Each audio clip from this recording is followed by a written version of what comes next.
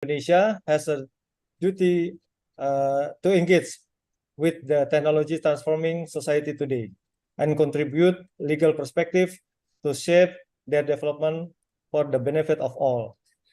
As rapid change tests old rules and norms, even like today's, help us understand new problems and collaborate on solutions. I wish you all an engaging seminar ahead and hope you will have a fruitful discussion. Thank you. Arigatou gozaimasu. Assalamualaikum warahmatullahi wabarakatuh. Waalaikumsalam warahmatullahi wabarakatuh.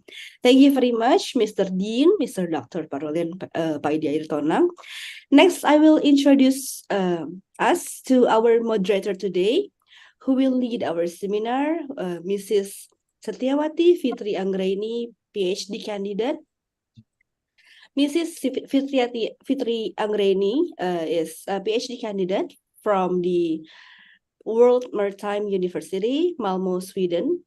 She is also a lecturer at the private law department from the Faculty of Law, Universitas Indonesia, and a fellow of Chartered Institute Arbitrators from the United Kingdom.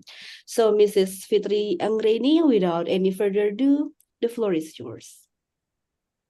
Thank you, Mbak Laudita. Good morning, afternoon, evening, everyone, and welcome to our webinar commemorating the anniversary of our prestigious Faculty of Law Universitas of Indonesia anniversary. I'm Setiawati Fitri Anggraini, your moderator, and will guide through today's profound discussion on AI, robot liability, and maritime autonomous surface ship perspective from Japan and Indonesia. Today, we are joined by experts and enthusiasts from diverse horizons, and it's an honor to host you all. We are privileged today to have our four eminent speakers, each a leader in their respective field. And in this discussion, each speaker will be allocated 20 minutes for their presentations, and a Q&A will be conducted after the presentations by all the speakers is concluded. The operator will chat the speaker and put a raised hand code to provide a gentle reminder as the speaker approach the 20-minute mark, ensuring we have ample time for questions and a rich discussion at the end. Our line of speakers are Bapak Dr. Edmond Makarim from the Faculty of Law Universitas Indonesia with a rich background at the nexus of law and technology. Bapak Edmond is guiding force in the legalities of technological application across sector. Joining us next is Ibu Hafida Famiasari, port consultant with the World Bank, with extensive experience in international trade and maritime logistics. Ibu Hafida brings a wealth of practical insight into the operational aspect and economic implication of maritime autonomous surface ship, especially from Indonesia's possibility and context. Our third speaker for the day is Bapak Dr. Ahmad Budi Cahyono, the head of private law at Faculty of Law Universitas Indonesia. Bapak Budi focus on law of contract, liabilities, and legal relationship in private law. Last but certainly not least is we have Professor Kengo Minami from Japan, distinguished authority in admiralty law. His comprehensive research and publication in maritime, especially in the context of AI and robotics, have set new direction for legal consideration in maritime practice globally. Due to the time constraint and also allocations of other commitment from Ibu Hafida, we hope Ibu Hafida to start the presentation and we can go directly with the Q&A.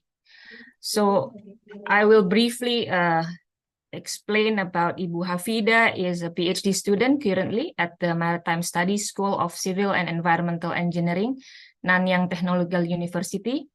She is also a Master of Science in Transportation, Infrastructure, and Logistics from Delft University of Technology and Bachelor of Civil Engineering, Universitas Gadjah Mada. She is also a port consultant at the World Bank. Ibu Hafida, the floor is yours, Ibu.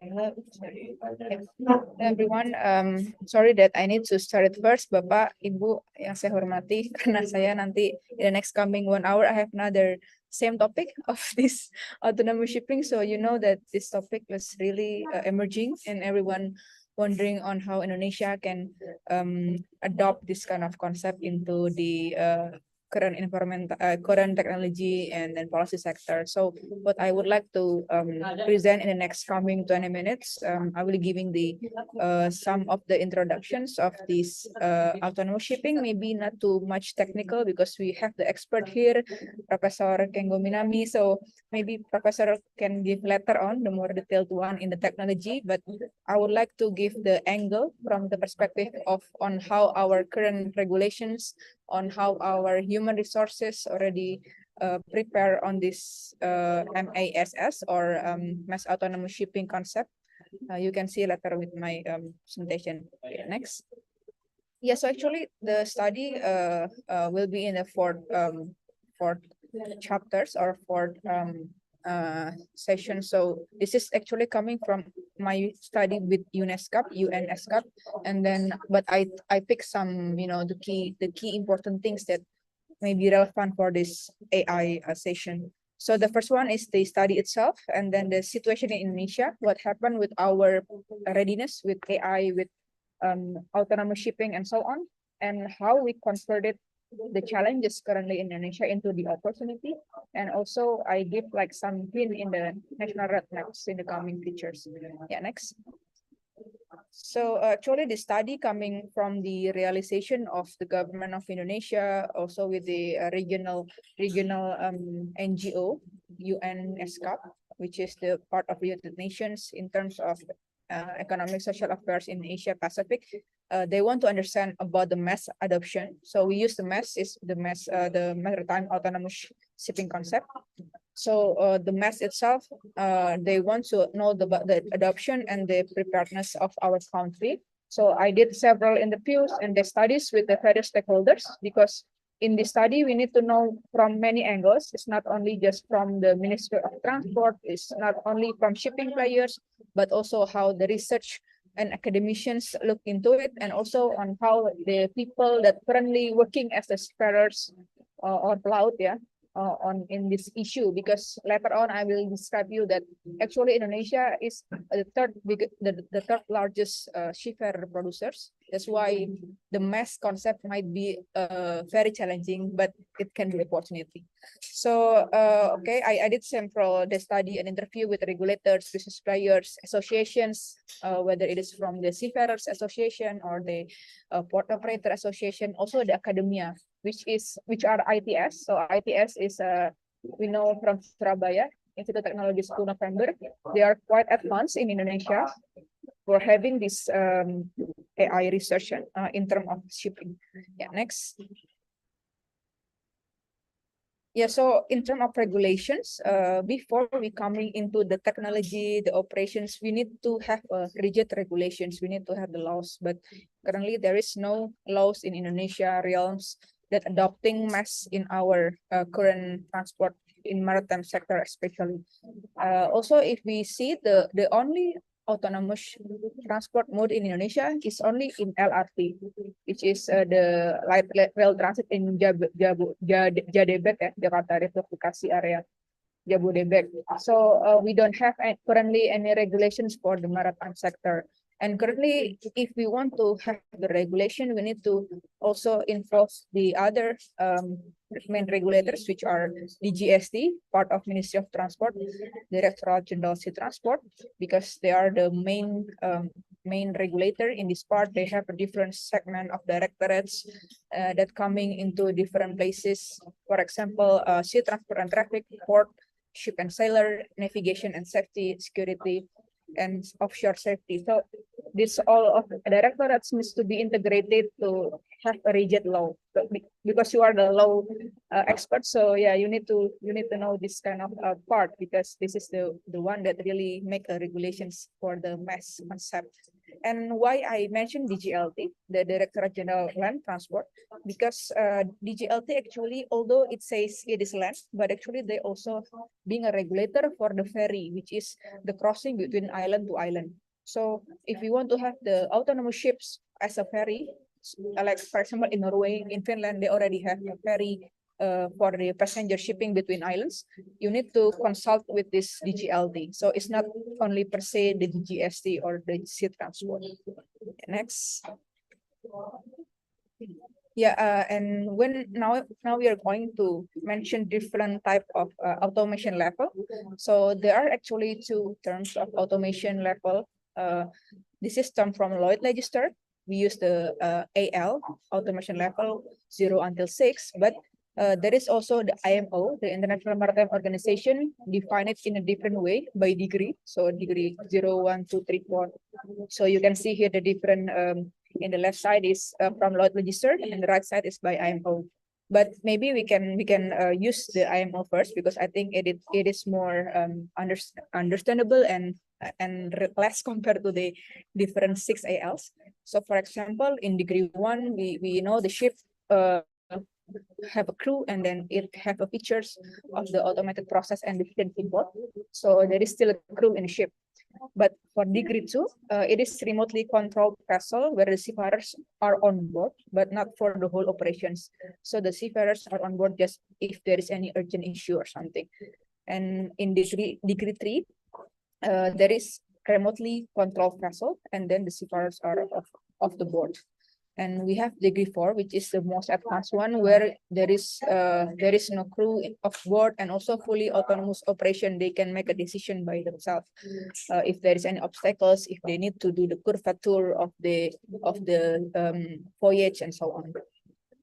And why I am discussing this, because I think this is very important with the human resources part, because if we know this is a degree of the mass that are being defined by these two institutions, then we need to know as well how the current seafarers or pelaut in Indonesia already being registered by different shipping liners, and then they already coming from a different academics throughout Indonesia. We have 80+ seafarers academics that comes in the navigation, engineering, port, and ship management. So when I check the curriculum, in the current curriculum, they have no advanced subject to adopt the mass concept, because it is come from the beginning where I mentioned there is no regulation at all. So that's why the curriculum for the seafarers also has no advanced one for the autonomous shipping concept.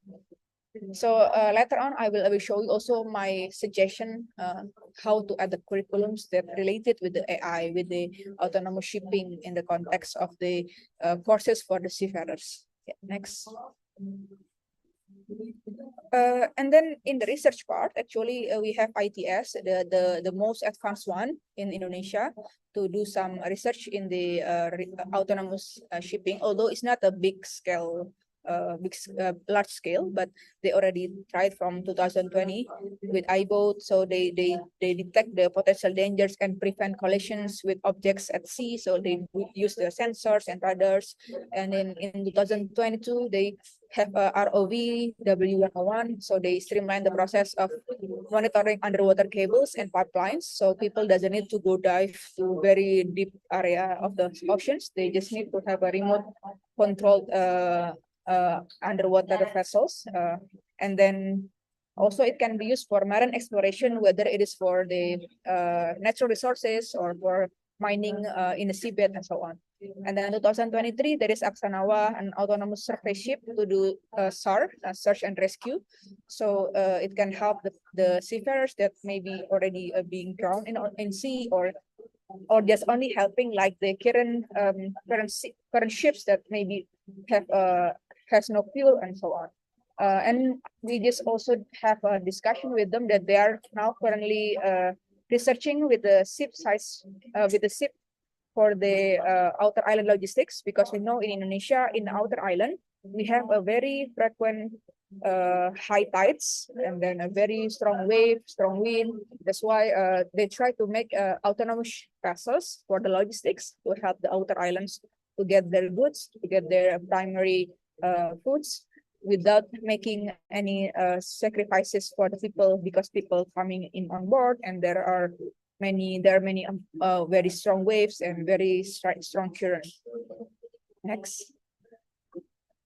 But we also need to see about how our shipbuilding industry as well, yeah, because we know the biggest shipbuilding capacity actually coming from Japan, South Korea, and China. Currently, China also one of the biggest, yeah, compared to the previous 10 years ago.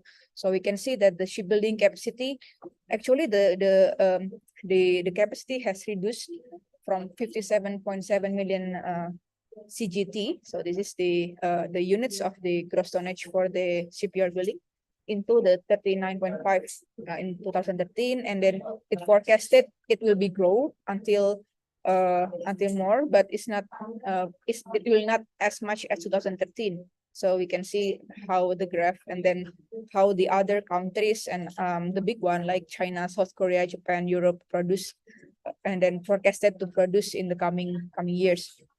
So actually why we have the decline, because it was a very hard time in 2018-19 when there is a financial crisis, and also currently there is also the shipyard industry doesn't need that much compared to the previous one. And then we also see in the pandemic, there are many shipping lines that also sold their ships because there is less vessels, there is less sailing schedules. That's why the financial actually in shipping industry is not as good as what we experience and we know. And yeah, but in Indonesia we only have 250 shipyard companies, and then the production capacity is only 1 million deadweight tonnage DWT annually, which is very low for a new ship construction. We are very depending on the materials. I think more than 60% materials coming from other countries. So that's why we have depending a lot with the other, like China, Japan, South Korea. And in Indonesia we have PT PAL, which is the SOE, as the SOE to have largest shipyard in the country, but they most produce the tanker vessels as well. Yeah, next. Now we are in the section where we mention those challenges and how to convert these challenges into the opportunity. So what I already mentioned before is about the human resources. We are the third largest seafarer producer globally. So the first one is Philippines, and then Russia, and we are Indonesia, third one. So that's why the agenda of mass or the autonomous shipping is not really become a hot issue, because everyone, like a regulator and people in the companies, also try to not to be in that way first, because they already have many seafarers. But we also can see that this is the opportunity, because we know that the maritime industry contributed to 11% of Indonesia GDP. But I think the number already updated into 20 or something, because 16 or 17, almost 20% this year, because I think this is the last 2 years numbers. And then the opportunity, actually, we know there is a crisis currently in other countries in Europe, like Greece, Italy, Netherlands, and Japan. So they require a seafarer supply from other countries like Philippines, Russia, and Indonesia. So we can train the seafarers with the new courses of mass technology, and then concept of the autonomous data analytics, AI, and cybersecurity, to be adopting the new trends, and also to the other, and then to export these people. I mean, to place these people to the countries that are really needed the seafarers. Next. And now we are discussing about, I think it's very technical, but I just giving the context. So we know that autonomous shipping is not really happening because first one, the human resources, and second one is the high capital expenditure, because you need to at least you need to retrofit your current ship, or you make a new one, but it is very expensive, right? So that's why many people in Indonesia still not really look that issue in the coming years, or in the coming years. So it's not a short-term solution currently. But actually, why is expensive? Because in every automation level you want to achieve, you need to have a different equipments, different data integrations, different facilities in your either sport facilities or in the vessel facilities. So for example, you can see in the left table, this is the component that needed when you want to upgrade your automation level. So now we are currently in automation level 1, but if you want to upgrade to 2, 3, 5, 4, 5, 6, then this is the components that you need to install or you need to invest. And it is also like ranging from system of the shores control center, because you need to control your remote vessel, and then data integration as well to your traffic services.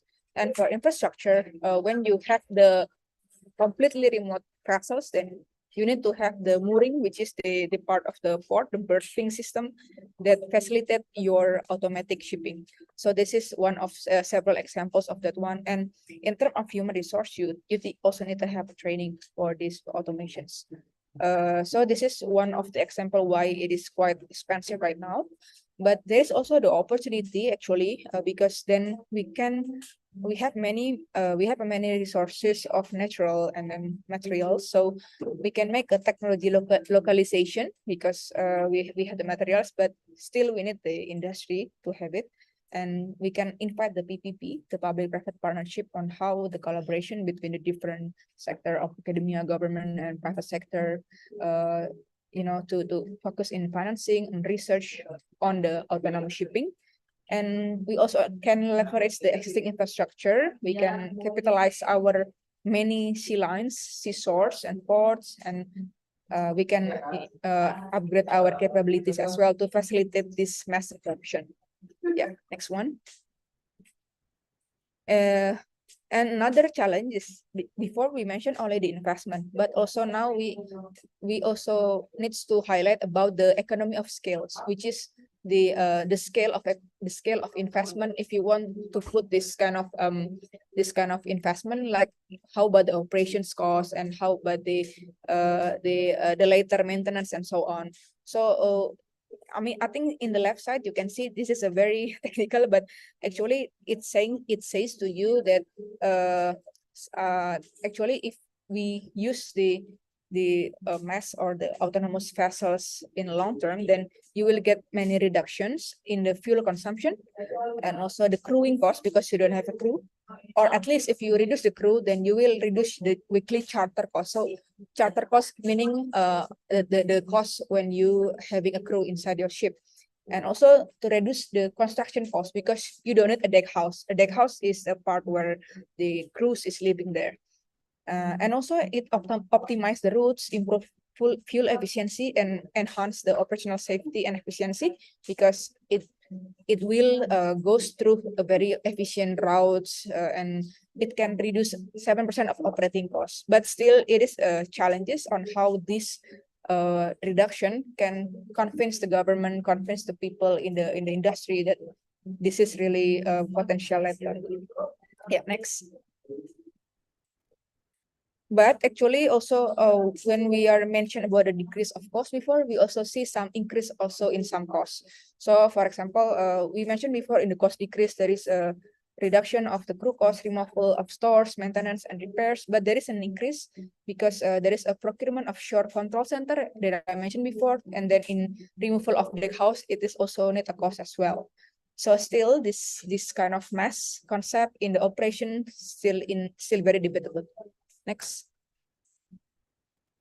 Yeah, and then I think this is the last part of the OSMA presentation about the roadmaps. So what we suggest, what I and UN Escape suggest to the government is to have roadmaps for the national authority, and we divide it into short term, mid term, and long term. So the short term actually really need to make people aware with this kind of benefit for mass, and how the current regulatory framework can be aligned, because we know there are very different regulation between the conventional vessels and with the automated vessels. And then we also need to have a pilot projects and data collections to see like whether this later on in the future the automated vessel can be used in our current routes, current oceans with the different oceans, and bathymetry and so on. And then in the midterm, once the people, government already know the benefits, already know the future outcome of these operations, then they can start to make national regulations and guidelines, and also do the infrastructure upgrade, because before I mentioned we need to have a shore control center, we need to have auto mooring if you go to the very certain high level of automation level, and also the capacity building, which is the human resources in the academics need to have different courses in AI, in data analytics, in the ethics and the social behavior, because this is the missions, and then how to make people really adopt this new laws. And then the long term is to have like the autonomous shipping corridor. So like setting up a different ports where already have an agreement to use this autonomous vessel, because the origin port needs to have the same system with the destination port. And then there is also need continuous regulatory development, because later on in every stage of the modification of the technology, there will be a lot of modification that maybe are not considered in the first regulations. And also the internal collaboration, because this require investment, this require understanding between different players. Yeah, so I think that's all from my side, Mbak Fitri. Please, if you have any question, thank you. Thank you, Ibu Hafida. It is a very insightful and thought-provoking presentations. Now we can directly go to the question and answer, because we understand that you have other commitments, so we can go directly. So while we're waiting for the participants to post their Q&A in the chat for Q&A, so I summarize your presentations, and there are some very insightful notes here. That the first one is the need of involvement for both Directorate General in Ministry of Transportations, both the sea transportations and also land transportation, because the land transportation is focusing on ferry.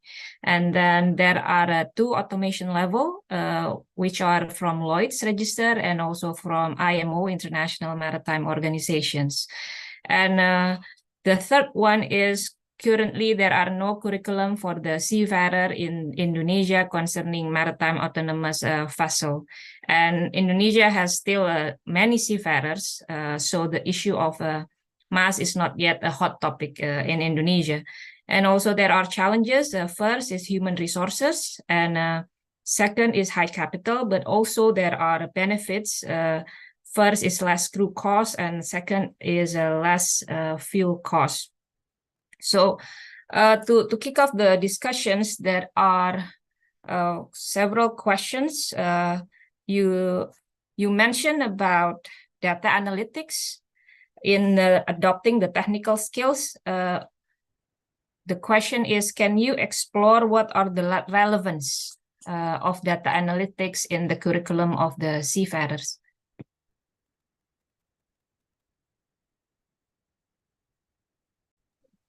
Yeah. So I think when we describe this autonomous shipping concept with the Seafarers Academy and associations, they mentioned that, okay, so what's we must prepare, and then what we are going to do with the data that coming through the autonomous vessels, because when you have autonomous shipping, then you have like the efficient routes, and then you can see the fuel can be decreased because the efficiency, and then this should be considered, and this could be explored later for the seafarers during the operations.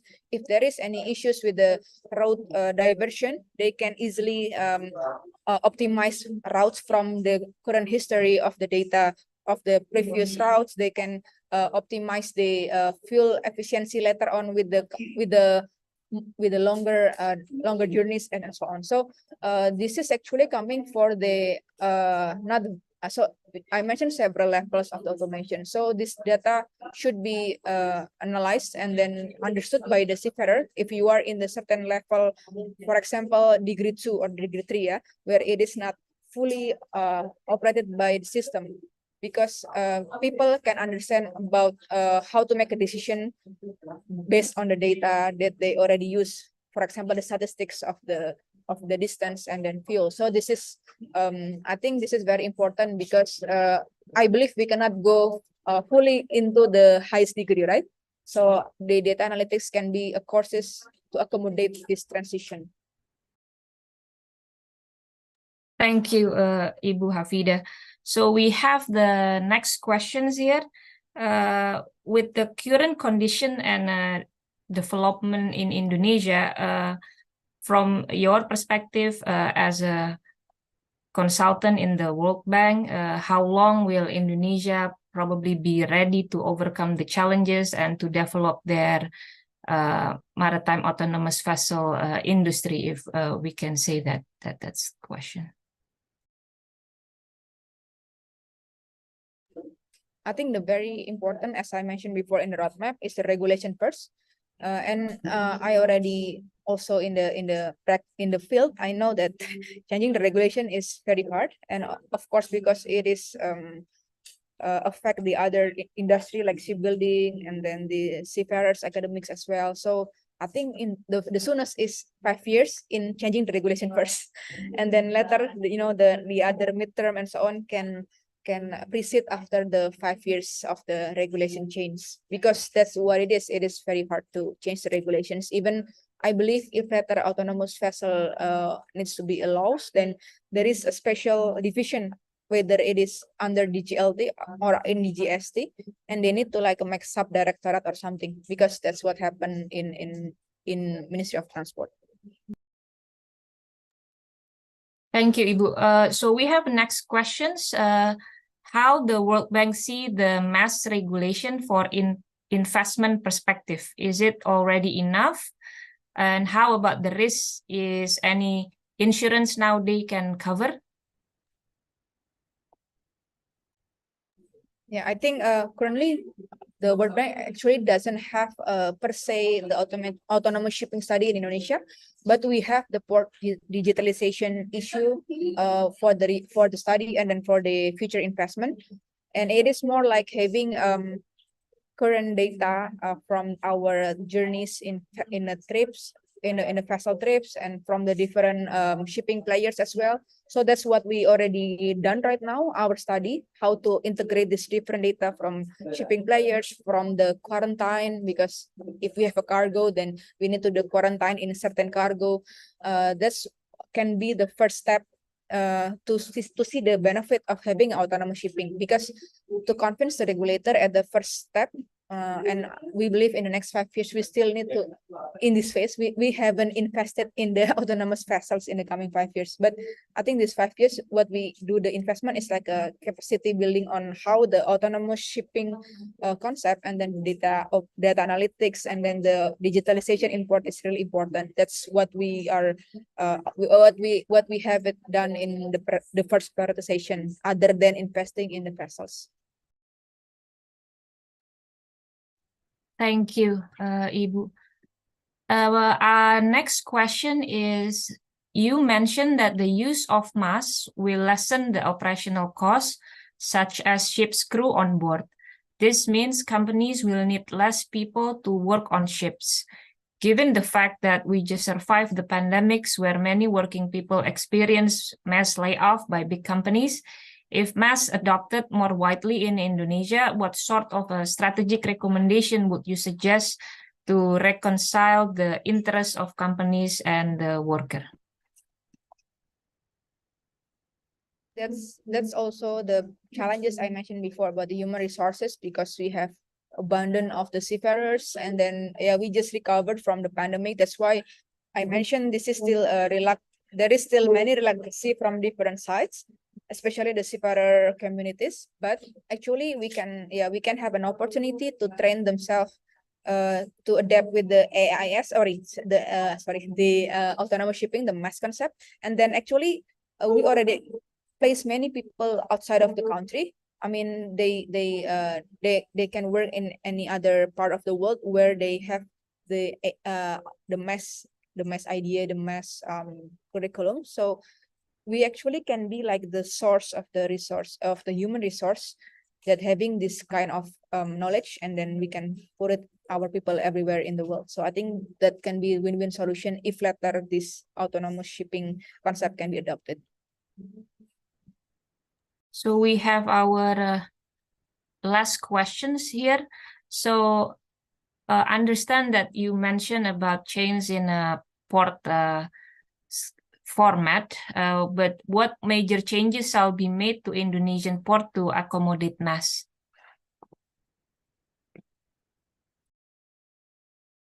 Hello? Sorry, Mbak, can you repeat it because it was like of course. disconnected? Sorry, yeah. Yeah. What major changes shall be made to Indonesian port to accommodate mass? Yep. Okay. Yeah. First, I think we need to have a shore control center. So the shore control center actually not a new thing in port because now they have already like the operation center, but we need to have like a new systems like for the software and so on. But some of the small ports still doesn't have this kind of offices, so it needs to be invested. But I think the very important one, when you have a certain degree of the autonomous ship, if you have a fully remotely controlled vessel, then you need to have the berth, which is the parking area of the ship that can receive the autonomous shipping, which we can say is like an auto mooring system. This should be invested for the port that can receive the fully automated control vessel, because for certain degree lower than that, you can get the people or the crew to make it easier of the parking. But for the fully remote control, you need to have auto mooring facilities. This is the biggest investment for the system there. Okay, thank you, Ibu Hafida. That conclude the questions from the participants that we received. It's very insightful and also very elaborative answer. We thank you. So we probably have to move with the next speaker. Thank you for your allocation of time in today's webinar. So next we have Bapak Dr. Edmond Makarim.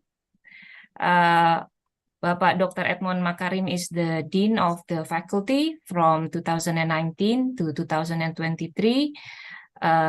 He is also a doctorate from Universitas Indonesia and Magister from the University of Washington. And Bapak Dr. Edmond Makarim focusing in law and technology and also intellectual property. For Pak Edmond, please, the floor is yours, Pak. Thank you very much, moderator. Can I have feedback? Is that my sound is clear or not? Jadi ya, okay. Ya, Pak. Assalamualaikum warahmatullahi wabarakatuh. God bless you all. So let me start with this slide that address that we would like to make the autonomous, not make the ghost ship. Yeah. So autonomous, it means we have a certainty rather than ghost ship. So be aware that maritime autonomous surface ships not becomes a ghost in the futures. Of course, I believe that had already mentioned by previous speakers that some classification regarding manned ship, remote ship, automated ship, yeah, and autonomous ship. Please, next slide. So I would like to highlight that every nation should have following their constitutions. And in our constitution, it's clearly stated that in the name of a world order, we follow the world order. In the fourth paragraph, you can find that ketertiban dunia, world order, should be based on appreciation of our independence, peaceful orientations, purposes, and social justice. So it's also applied for every aspect of technology in our discussion, because it was undisputed that in the name of the civilizations, every technology vendors should have a protection for their research and development about new things, new technology. They should be treated as a property. They have intellectual property. They have a 20 years plan to get benefit from research and development. But they should prove that the utility value or the usage of this technology should be proven, and they have to be balanced with the social value. So it's not only from industrial perspective, from the technology, research and development, and also the business aspect. So it means since the beginning, if we follow the new technology, every latest technology should bear in mind that the existing condition had already been proven, harmonized with the people needs. And every futures and every latest development shall have the risk, and who should bear the risk. So the latest technology should not be treated as a mandatory. It should be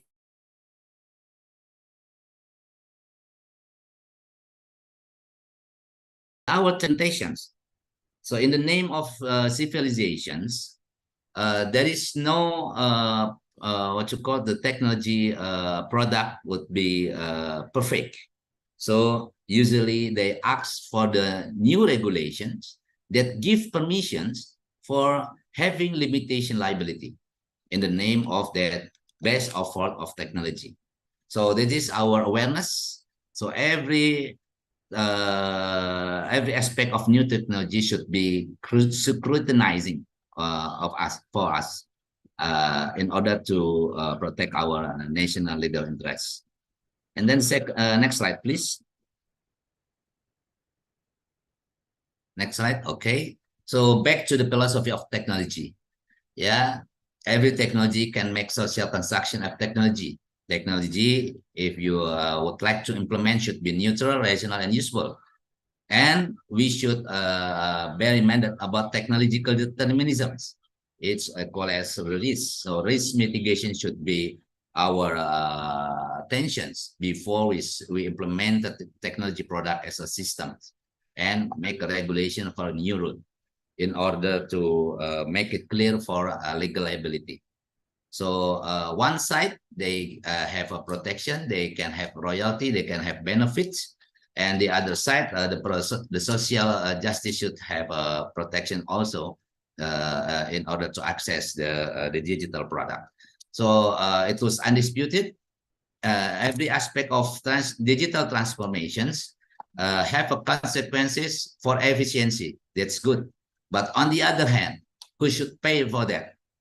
A new digital transformation, it means new efficiency and new costs for people. So next slide, please. Oh yeah, I'm sorry, I forgot to highlight. We should make a difference between autonomous and free will. Autonomous, so it means should be determined by the system. So the system should be clear. What's the ICT lesson learned in the Titanic in the 1912 incidents? At that time, the nearest ship, the nearest vessel with the incident's locations didn't know, because they don't put their radio or their telecommunication device on. At that time, there is no liability for every vessel have a communication device. And then after that, there are some development related with this navigation system in order to make safely, secure, and protection for legal environment. Next slide, please. And there are some systems But on the one hand, there is a good quality for ICT use in maritime, but there is also another vulnerabilities, not only to the GPS systems, but also for the potential perpetrators, hackers, terrorists, extremists, pirates, and so on. So there is a security holes that could be explored by some bad men, yeah, some peoples that would tend potentially as a perpetrators. Then, next slide.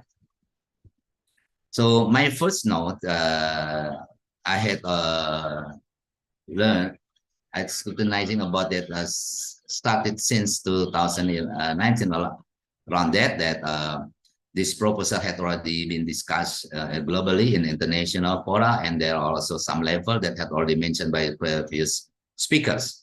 So at least 4th level. The first level is some operation may be automated and sometimes not supervised. The sailors are available on board to take control in this second level. The third level is a remotely controlled ship without sailors on board, and the fully autonomous ships at the 4th level. But I think legal people should pay attention to what extent we can say something can be automated. The autonomous, it means not a free will. So autonomous based on some a certain legal interest. So it's not a commonly type for of the levels. It depends on the characteristic, the purpose of the vessel. And then next slide, please. So we would like to make a relevance with the legal regime regarding oceans and space, that and also potential for Indonesian as an archipelagic country, the opportunity to be as a market. Can I skip it? Next slide, please. And then, of course, there is a new standard for each of the vessel in order to make it clear that the robot is not a ghost. Yeah, so they should have embedded there some systems such as autonomous vehicle. You can find there is a line keep assisting, like something like that. So in these oceans, we could not say that we have a line, but we put too much regarding the remote control system and safety systems. So some certain system like this has been developed in order to accommodate the mass. And then next slide, please. But if we scrutinizing the cyber aspect, we should focus on to what extent the code should be treated as trust and secure. The artificial intelligence is artificial. If we search in a UN clause, we do not find artificial intelligence, artificial islands. Yes, yeah. But for these things, we should pay attention regarding the two keywords: database driven or rule-based driven. Yeah, so it depends on the data, yeah, but there is also potentially biased algorithms. The essence of this information system is the computer program. But until now, there are two kinds of license: open source and proprietary.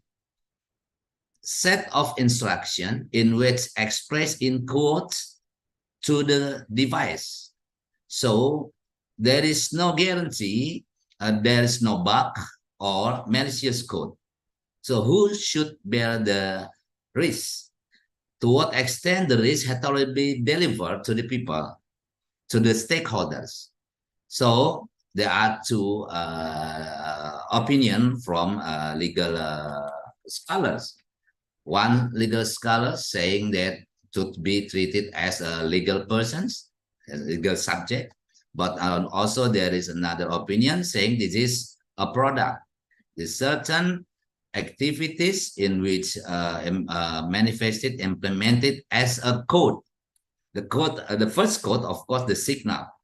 The other code is a set of instructions which had been converted to machine language. So we stand on the system that not been clear information, therefore. So that's why if you if you go to the corner of this slide, Paris called software source code movement, and in around 2017, around there. So on the other hand, every product related to the ICT that connected to internet has also potentially have some conflict if we refer to the state responsibility regarding the ICT. So that's why there are some manual discussed by international law, Tallinn manual, regarding the conflict regarding cybers. So it means if we pay attention to the trust and secure, so we should know clear about the risks. To what extent the code is free from malicious code from vendors. We had already known about some existing conditions, Salome method, bug, security hosts like a WannaCry, that ransomware, that security hosts since look like since developed by the vendors. So in our law, there is accountability requirements for every electronic system before they're delivering to the public. The electronic systems operator or provider should guarantee the system had been well developed, secured, and clear responsibility and liability. Next slide. So if we exploring about the trust is not only talking about the confidence. Yeah, trust should be clear and mitigated. So some people might think that they only trust to the brains, then they believe their risk had already been managed and mitigated by the vendors. Yeah, but we should, if we talk about the trust, every risk should be mentioned, mitigated, and then after that, they can have what you call opportunity to limit their liability. Otherwise, it's not fair. So risk and liabilities could be we can say that there is an ex ante liability. Any administrative regulations, standards, international, nationals, as a safety regulation, good governance. And after that, we have also regulation regarding exposed liability, such as tort law. But for this technology, I propose it's not presumed liability approach, but should be treated as strict liability or absolute liability, because the user cannot have access to prove the code, the equipment not working properly. On the other hand, who guarantee the system should be working properly? Of course, the vendor and the operators. And then, next slide, please. On the other hand, it means increasing cyber risk. So I can skip this slide, please. And there are some manual from IMO, so incorporating cybersecurity in ISP and ISM code. Next slide. Cyber risk and cybersecurity in maritime. We can learn about the potential threat and countermeasures.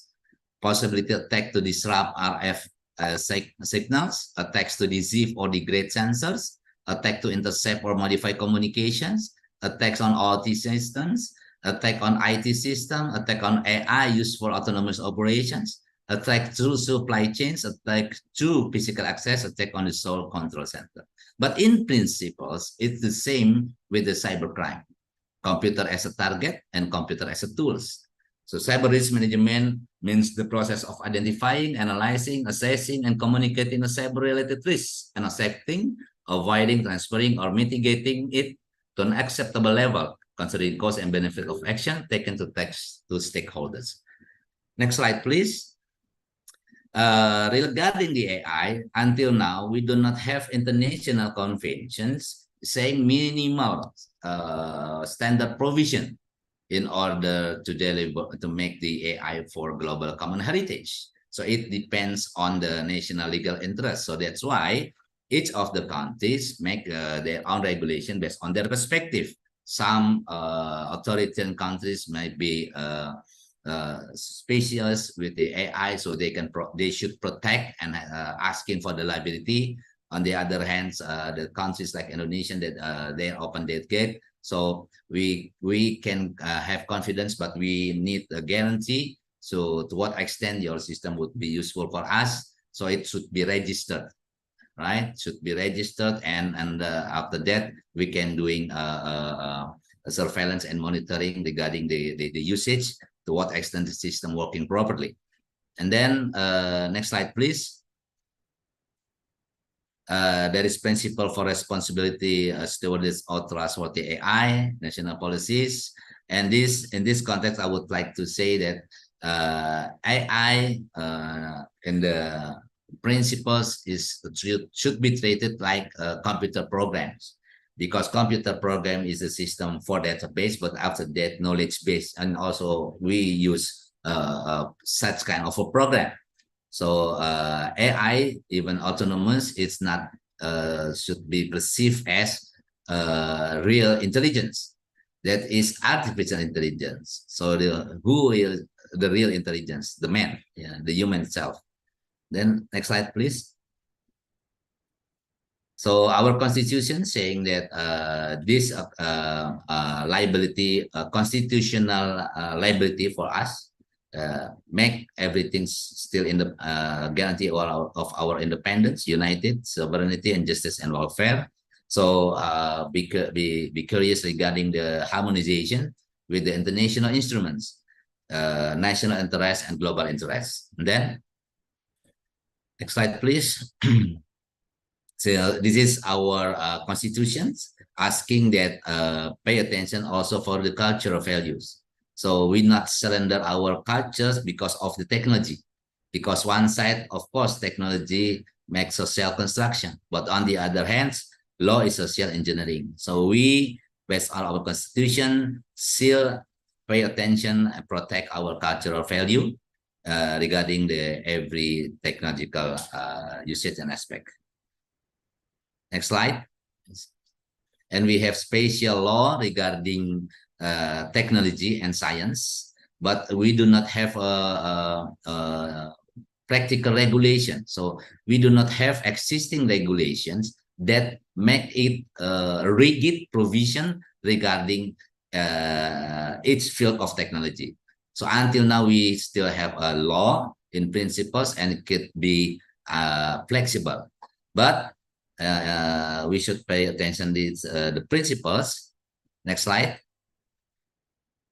Before something's implementing, they should passing the test regarding the risk, self-assessment regarding their risk, and then they should have a license if the system give high risk and or potentially harmful research and development. Everything high risk should passing the license from the governments. And then next slide, please. And then this is almost similar. Yeah. Okay. Next slide. So in our law of EIT, Electronic Information and Transaction Act, there is a liability for every system provider, developer, vendor, and so on, because the electronic system have a definition and any interrelated work component and procedures. So every party that have contribution to delivering electronic system to the public should have their responsibility. Of course, in according to proportionally their contribution to the systems. And we have registration requirements for public electronic systems or electronic system usage in the public services. And then, next slide, please. So now we're talking about the international regarding the oceans. There are so many aspects, but I would like to highlight one things that as an archipelagic country, we have a territorial sea. But in the middle, inside, we should have a land passage, archipelagic land passage for the foreign ship can go. But now, if the new technology, the ship without man, and if in our law, the man in the ship is a requirement, so a big question mark for us, to what extent there is a person have liability with the ship. Yeah. So is there any opportunity for every country in an archipelagic state saying that I'm working with your ship and I have a restriction to your ship? Is there any sovereignty like that? I still doing research like this, because in order to name national of security, every vessel without mans, it means they can embed many things. And since the beginning, the system could be potentially against national security. Yeah, because the system can be treated, or you can say what called in English, yeah, dibiarkan di sana. In case any vessel have an incident and there is no responsibility, it means they can be garbage in the sea, in our sea. So it should be based on sovereignty. We have a right to asking and restrict our territory. If the vessels is a regular vessel, is okay, but if the new technology with the vessels and there is no guarantee, there is no warranty about that, it's high risk for us to make there can passing the territory without guidance or without what you call surveillance and monitoring from our structure, from our related administrative agency. Next slide.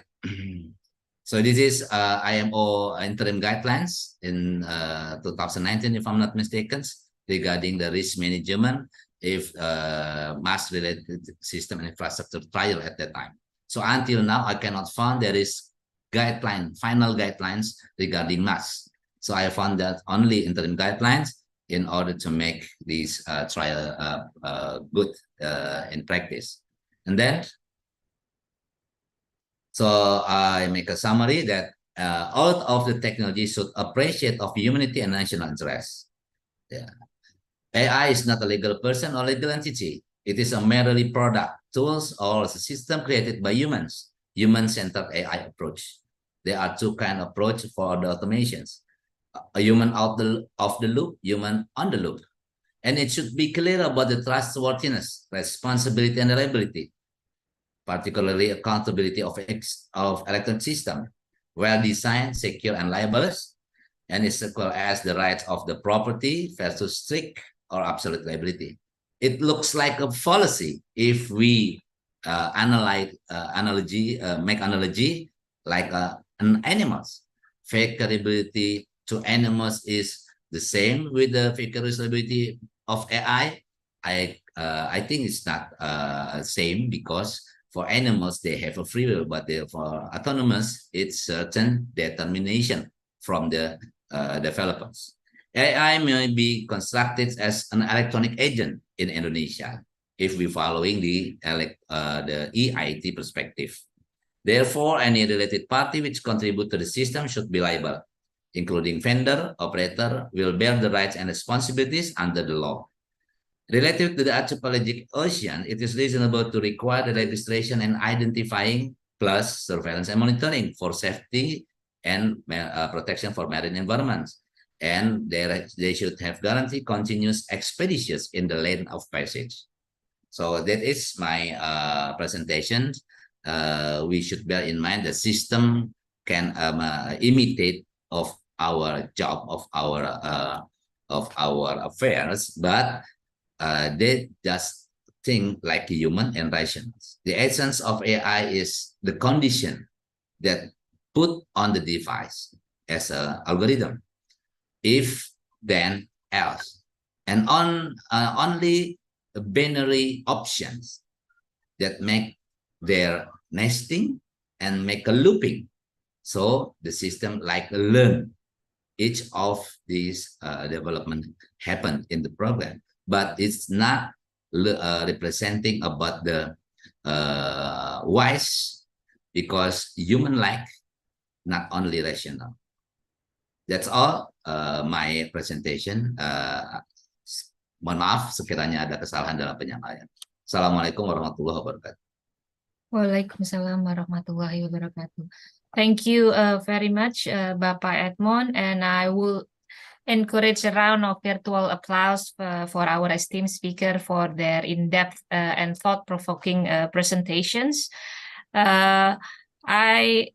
If I may to summarize the presentations, is very interesting that maritime autonomous ship is not a ghost ship, and all technologies shall appreciate humanity and also nation interests.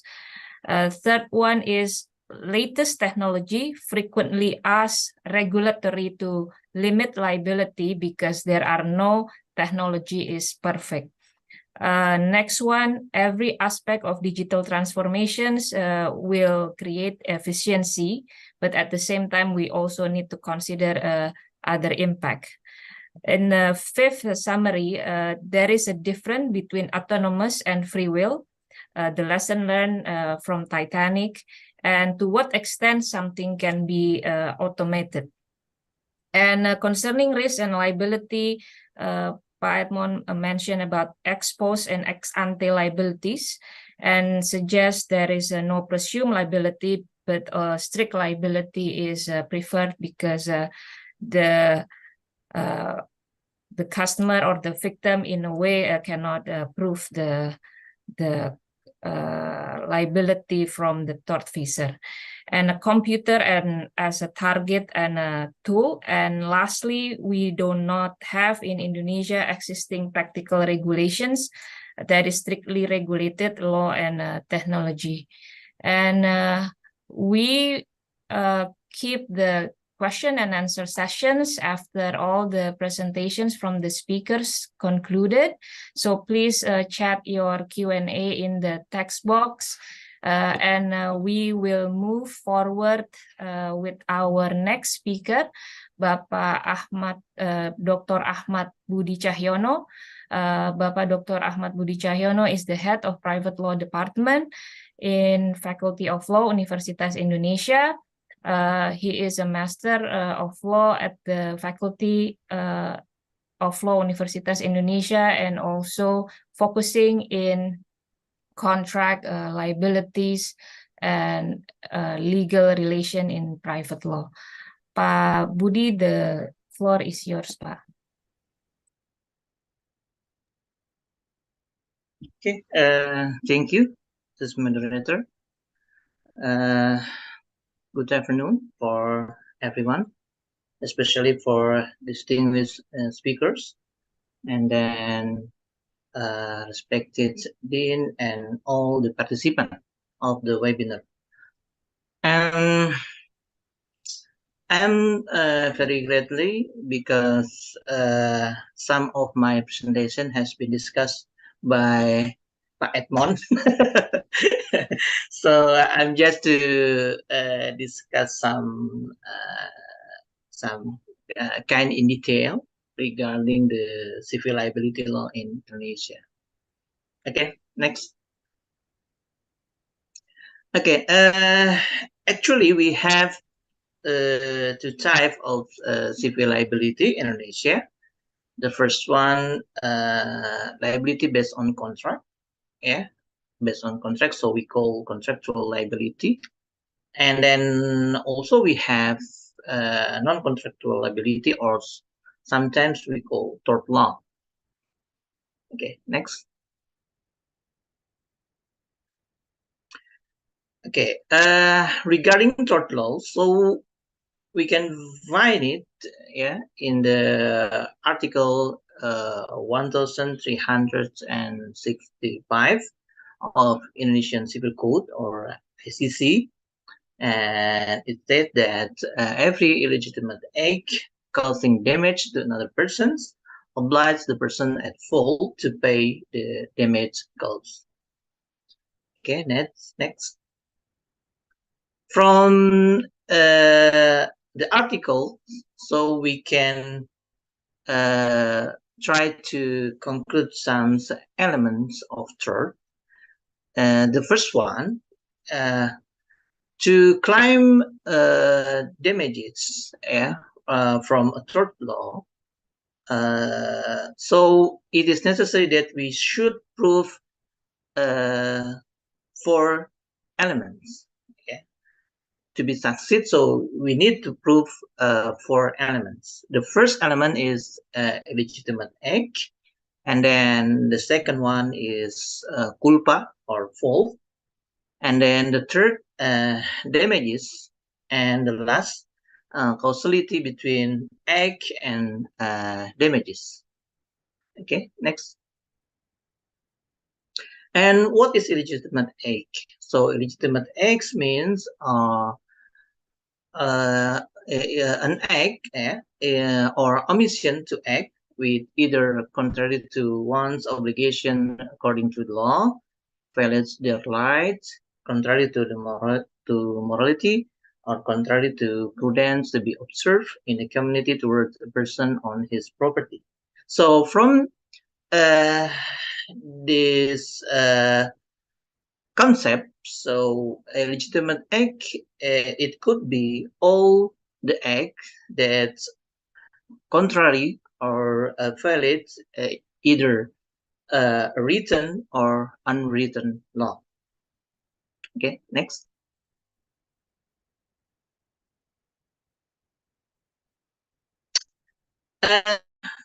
Basically, we are adopt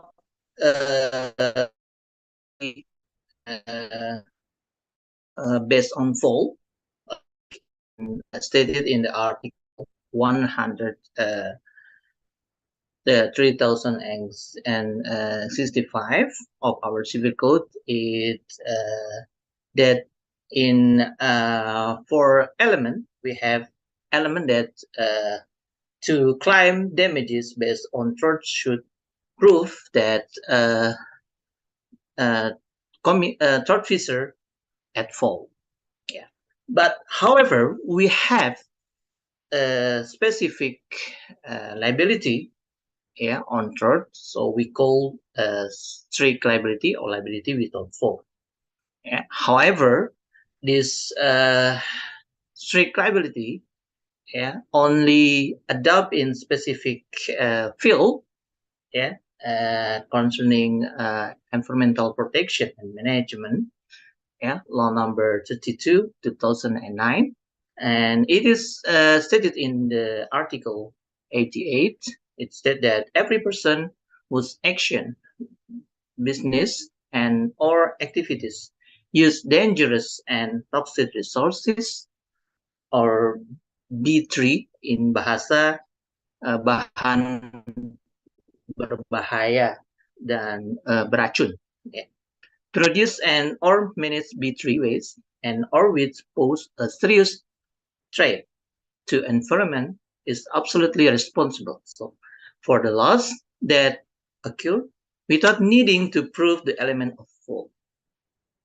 So when we talk about strict liability, so it is not necessary for the claimer to prove that the tortfeasor at fault. So it is only necessary that for the claimer to prove that there is a connection or causality between activity, of defendants with the damage that's caused by the victims. Okay, next. And how about AI and liability? As mentioned before, that we don't have any specific regulation regarding AI, and of course, included about mass. However, I think it is important to us to create a regulation specifically addressed to mass operation, because even we don't have a mass, but it is possible that our port become the destination of the mass owned or operate operate by a person or company from the other country. So if we want to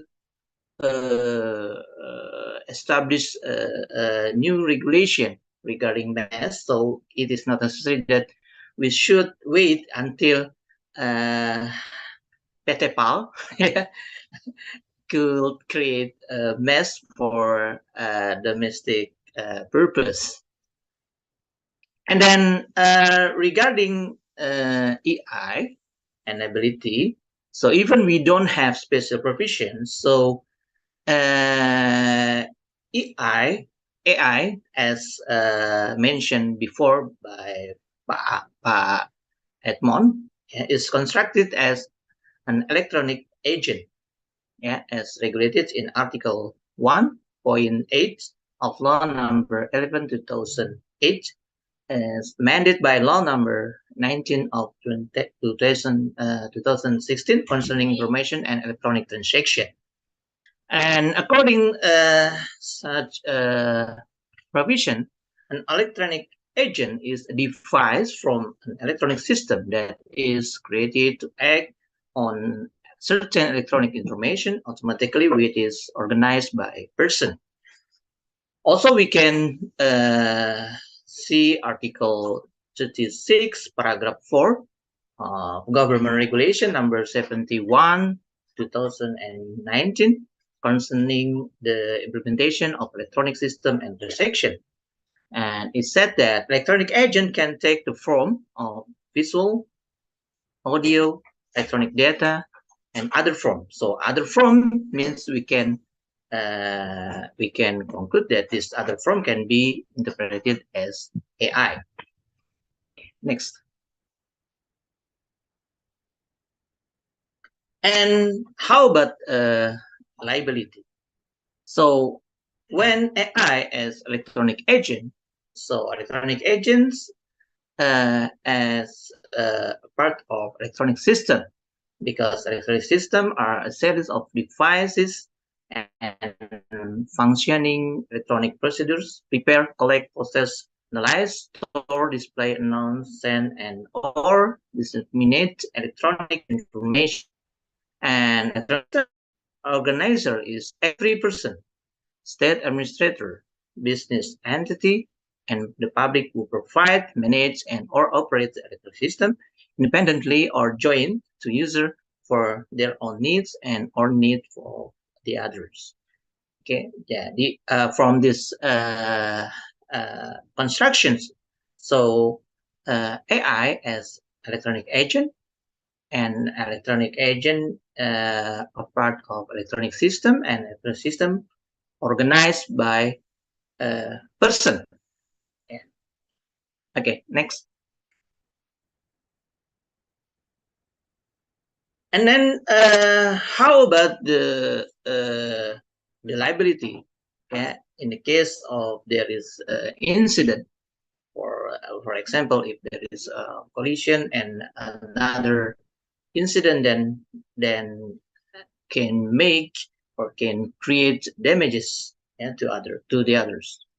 So according to Article 3 of Government Regulation number 71 and 2019, it said that every electronic system organizer must organize electronic system reliably and safe and responsible for its operation electronic system, and it should be.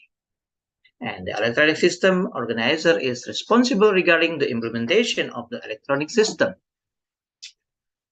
The provision as intended in paragraph 2 are not applied if the case of force majeure, error, and or negligence of the party electronic system user. So from this article, so we can conclude that in the case there is incident, and then it is not caused by negligence of the users, so electronic the electronic system organizer should responsible for such damages. And then what kind of liability regime that we adopt?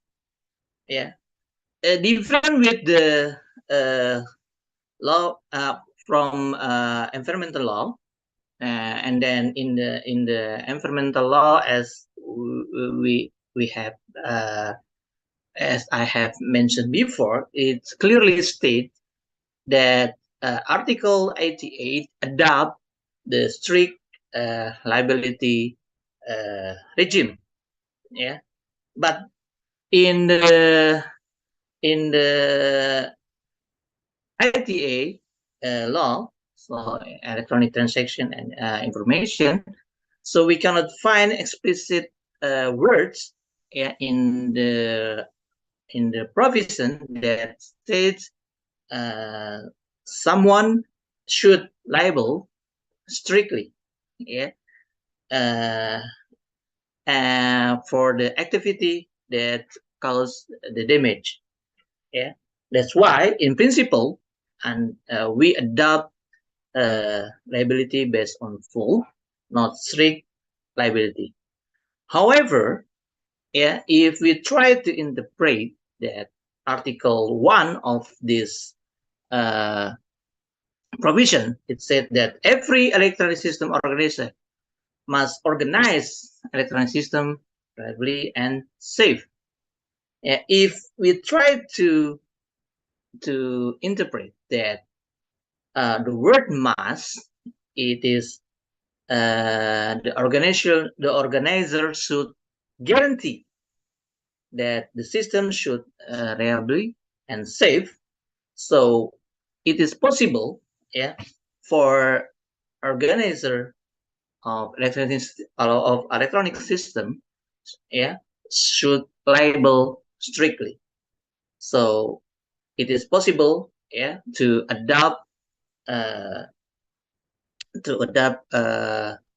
absolute liability or strict liability regarding the operation of the electronic system or electronic agent.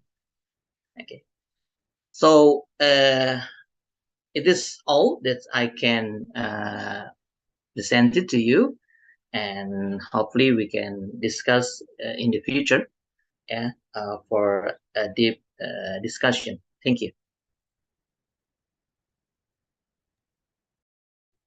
Thank you very much, Pak Budi, for a very engaging presentations on the civil liability law in Indonesia. I encourage all the participants to give a round of applause and also post your questions in the chat box, so in the text box, so we can discuss and explore and elaborate at the end of the presentations. So our final presentations today is from Japan, Professor Kengo Minami. Thank you for allocating the time, and Prof. Kengo will guide us through the Japanese regulatory landscape concerning AI and maritime practice. Prof. Kengo is a professor of corporate law and admiralty law from the College of Law Nihon University. He attended Shizuoka University for his Bachelor of Law and Hokkaido University in his master, and also in his doctorate program. Prof. Kengo, the floor is yours. Thank you for kind introduction of me. I am Kengo Minami, Nihon University. Please next slide. So I am a professor of the Admiralty Law in Japan and research legal issues about the autonomous ships. So I would like to say congratulations on the 1990s of the Faculty of Law, University of Indonesia. I am much honored to obtain the opportunity to have a presentation this time. And I want to thank to Ms. Fitria Graney who invites me to this webinar as a coordinator. Next slide, please. So I proceed the presentation. Before detailed presentation, I want to introduce the brief contents in this presentation. First, after the introduction, I would like to show the development of the MaaS in Japan. Second, recently, the Ministry of Land, Infrastructure, Transport and Tourism, MLIT, established 2 guidelines for the autonomous ships, including the remotely controlled small vessels. I would like to overview the contents of the guidelines. Third, this part is the main topic of this presentation, namely the civil liability of the MaaS's owner in case of collision at sea between the MaaS and the conventional ship. In this part, we should distinguish the types of the MaaS, such as the remotely controlled ships and the semi-autonomous ships or the full autonomous ships, when we consider the liability of the owner for damage caused by the ships. At the last part in this presentation, I briefly think of the product liability for the ship builder from the perspectives of the Japanese law. Next slide, please. Next, please.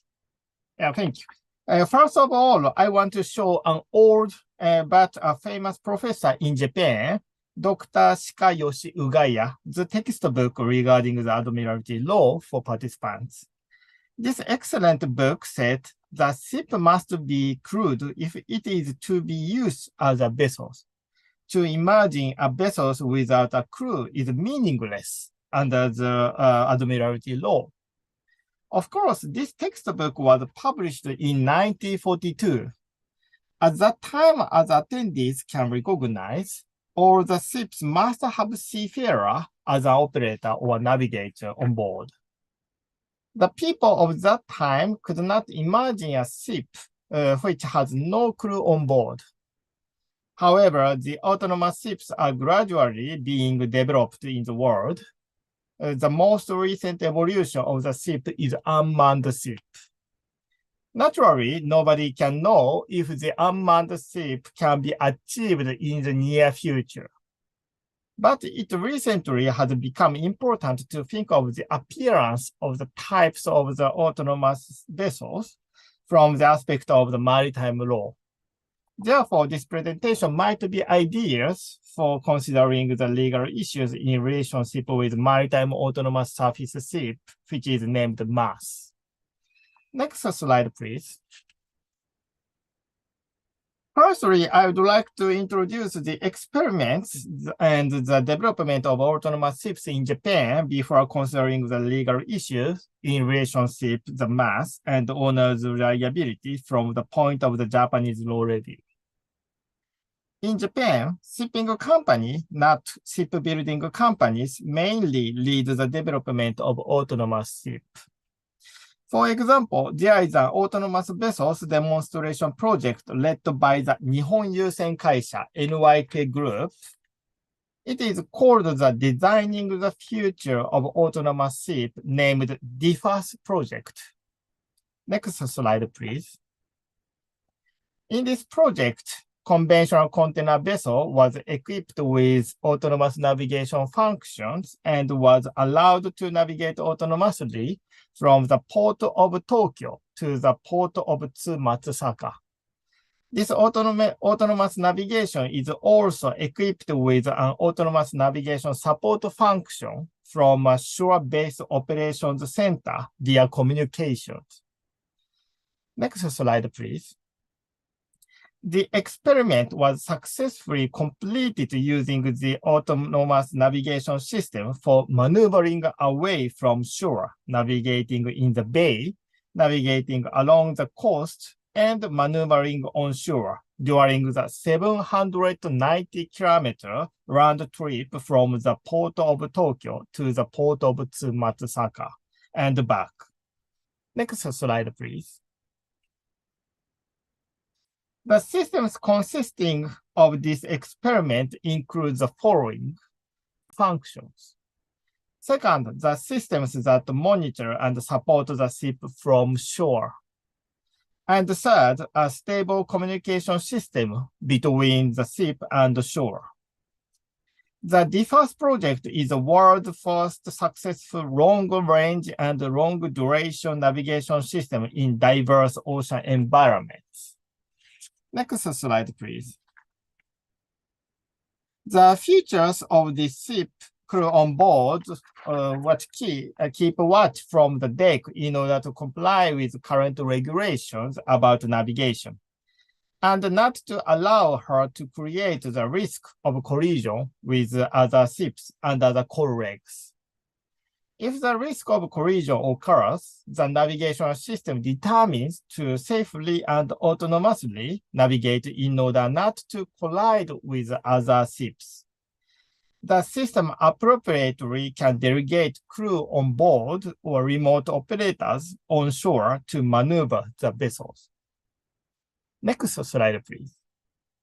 Including this project, the Nippon Foundation supports the research and development of autonomous vessels in Japan. This Nippon Foundation supported project is called Meguri 2040. The goal of this project is the development of crewless vessels by 2040. Already more than 40 organizations, including companies and universities, have participated in this support project. Next slide, please. In connection with the development of autonomous vessels, the MLIT has established two types of guidelines which are named Safety Guideline for Remotely Controlled Small Vessels in 2019, and the Safety Guideline for Autonomous Vessels in 2022. So this presentation introduces the guidelines in Japan in order to consider legal issues regarding the mass. Next slide, please. First, as small vessels that can be remotely controlled by radio communication are becoming more and more practical in Japan. This guideline organizes the relationship with the current law and defines the safety requirements for such vessels. However, remote control technology is still advancing, and the guideline may be revised on an ongoing basis in light of international trends. This guideline defines the application of relevant laws and regulations, as well as the actual procedure when operating a remotely controlled small vessels. The remotely controlled small vessels to fit this guideline applies to small vessels of less than 20 gross tonnage that are remotely controlled by radio communication. However, vessels engaged in international voyages are excluded. Therefore, this guideline does not apply to remotely controlled vessels with a gross tonnage of 20 tons or more. and they must be used in accordance with current laws. Based on that, in practice, there will be restrictions on operating remotely controlled vessels that do not comply with current laws in Japan. Next slide, please. And next, I would like to introduce the safety guideline for autonomous vessels. In connection with the development of autonomous vessels, the MLIT has also established the safety guideline for autonomous vessels. This guideline has many detailed rules for mass, except for the remotely controlled small vessels. The object of the safety guideline for autonomous vessels is only for phase 2 type mass, which is a ship navigated by the remote control operator or the autonomous navigation system with crew on board, responsible for the maneuverings. Next slide, please. So the guideline consists of 3 sections. First, the guidelines relate to the design of autonomous navigation vessels. Second, guidelines for the installation of autonomous navigation system. And third, guidelines for operating vessels with autonomous navigation systems. Next slide, please.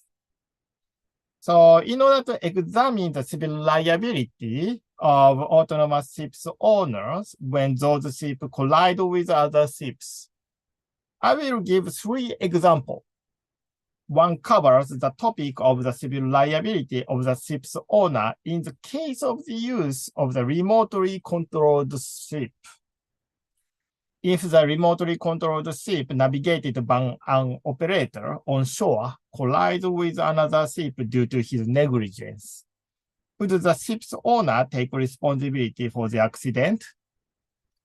The example 2 other covers the civil liability of the ship's owner in the case of the use of a semi-autonomous ship and full autonomous ship. If the full autonomous ship, which would be navigated by AI, collides with another ship due to a defect in its AI system.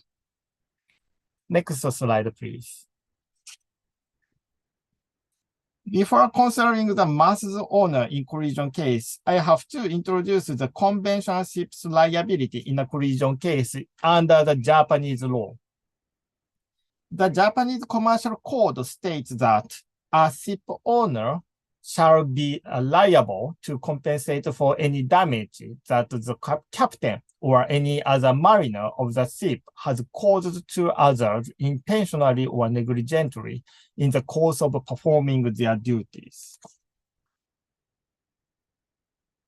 So the ship owner has to be responsible for damage caused by the willful conduct or negligence of seafarers, including the captain, shipmaster. Next slide, please.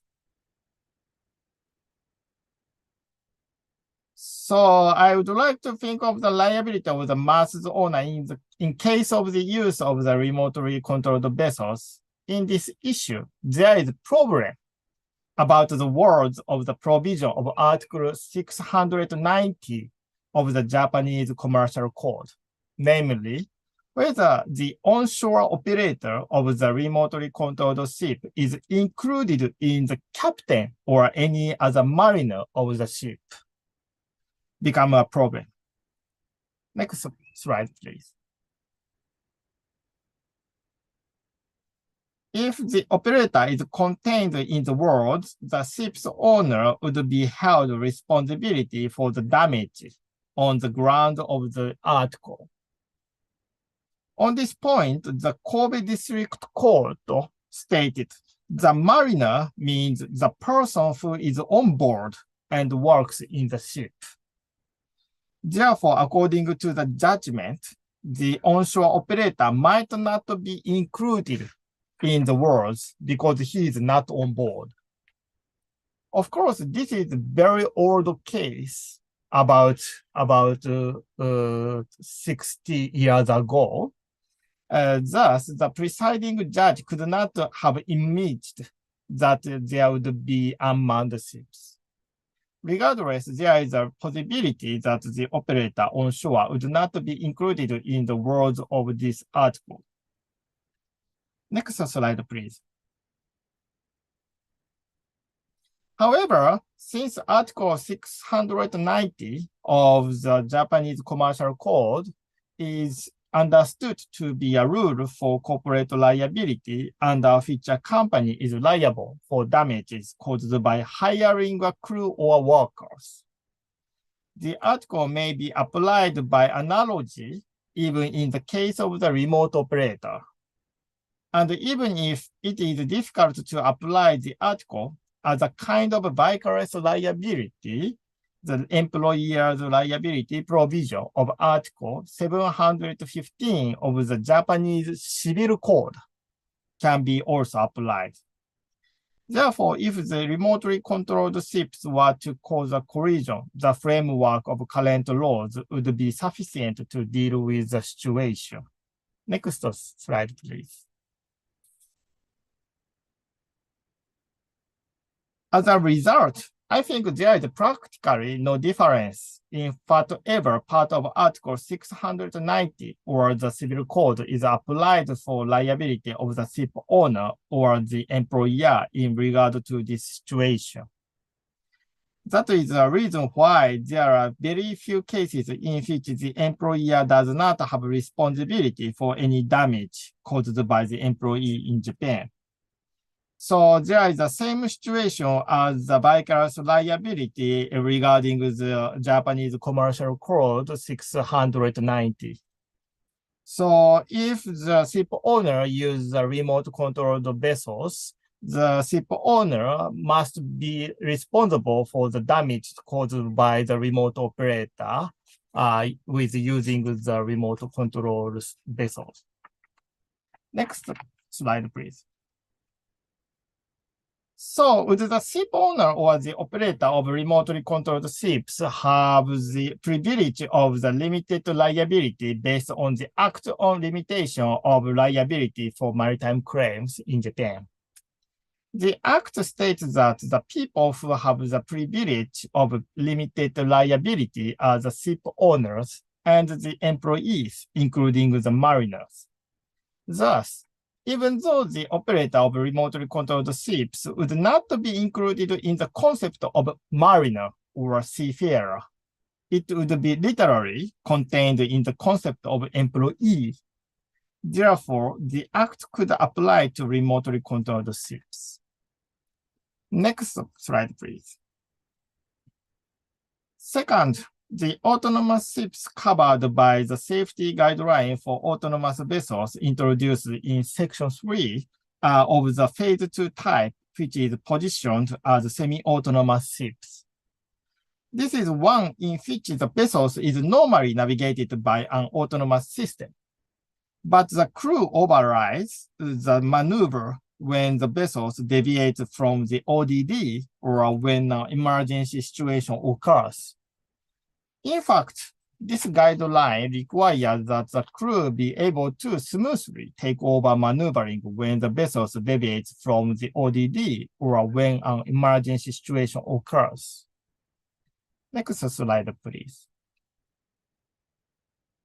If this type of autonomous vessels is involved in a collision, is the ship owner liable for any damage to other vessels caused by the accident?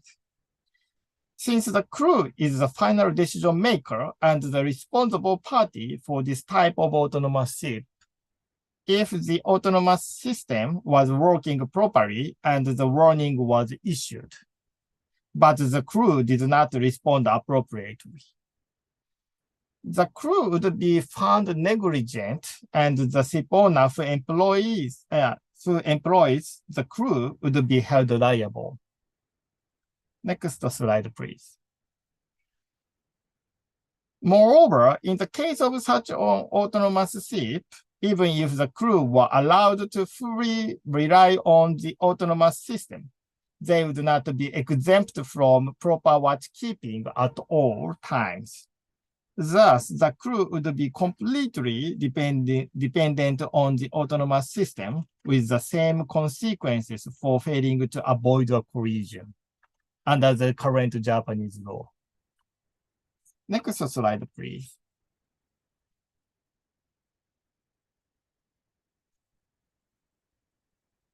On the contrary, in the case of full autonomous ships, it would be more complex than in the case of the use of remotely controlled ships or semi-autonomous ships.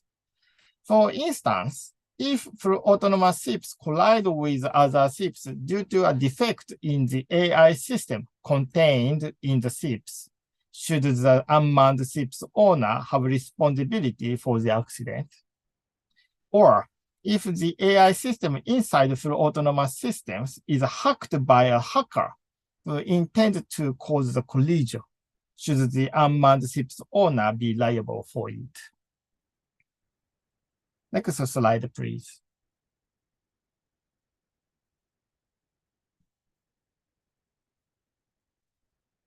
Article 690 of the Japanese Maritime Commercial Code would not be applied to the example in which the collision of ships is caused by a defect of the AI system of the ships. Thus, the owner of a full autonomous ship would not be liable under this article for any damage caused by an accident due to a defect of the ship's systems. As previously stated, in order to apply the article and to hold the ship owner responsible, at the least, negligence of the captain, shipmaster, or any other mariners is needed, according to the article. Therefore, a defect in the AI system of a ship would not fall under negligence in the article. If, however, the operator knew of any defect in the AI system, the ship owner who employs him would take responsibility for the accident under employer liability in the Japanese Civil Code for this set reason. Next slide, please.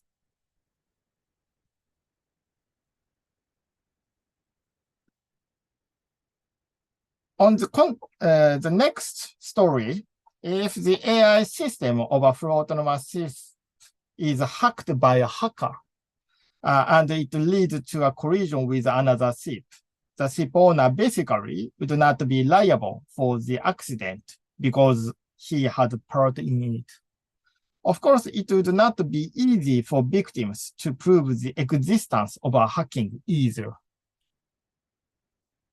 So especially when the ship sank on the bottom of the sea. Next slide, please.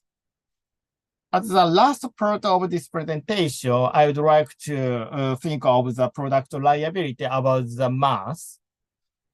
If a vessel being operated by an autonomous system is involved in a collision, could the shipbuilder or the designer of the ship autonomous system, who is not the ship owner, be held liable?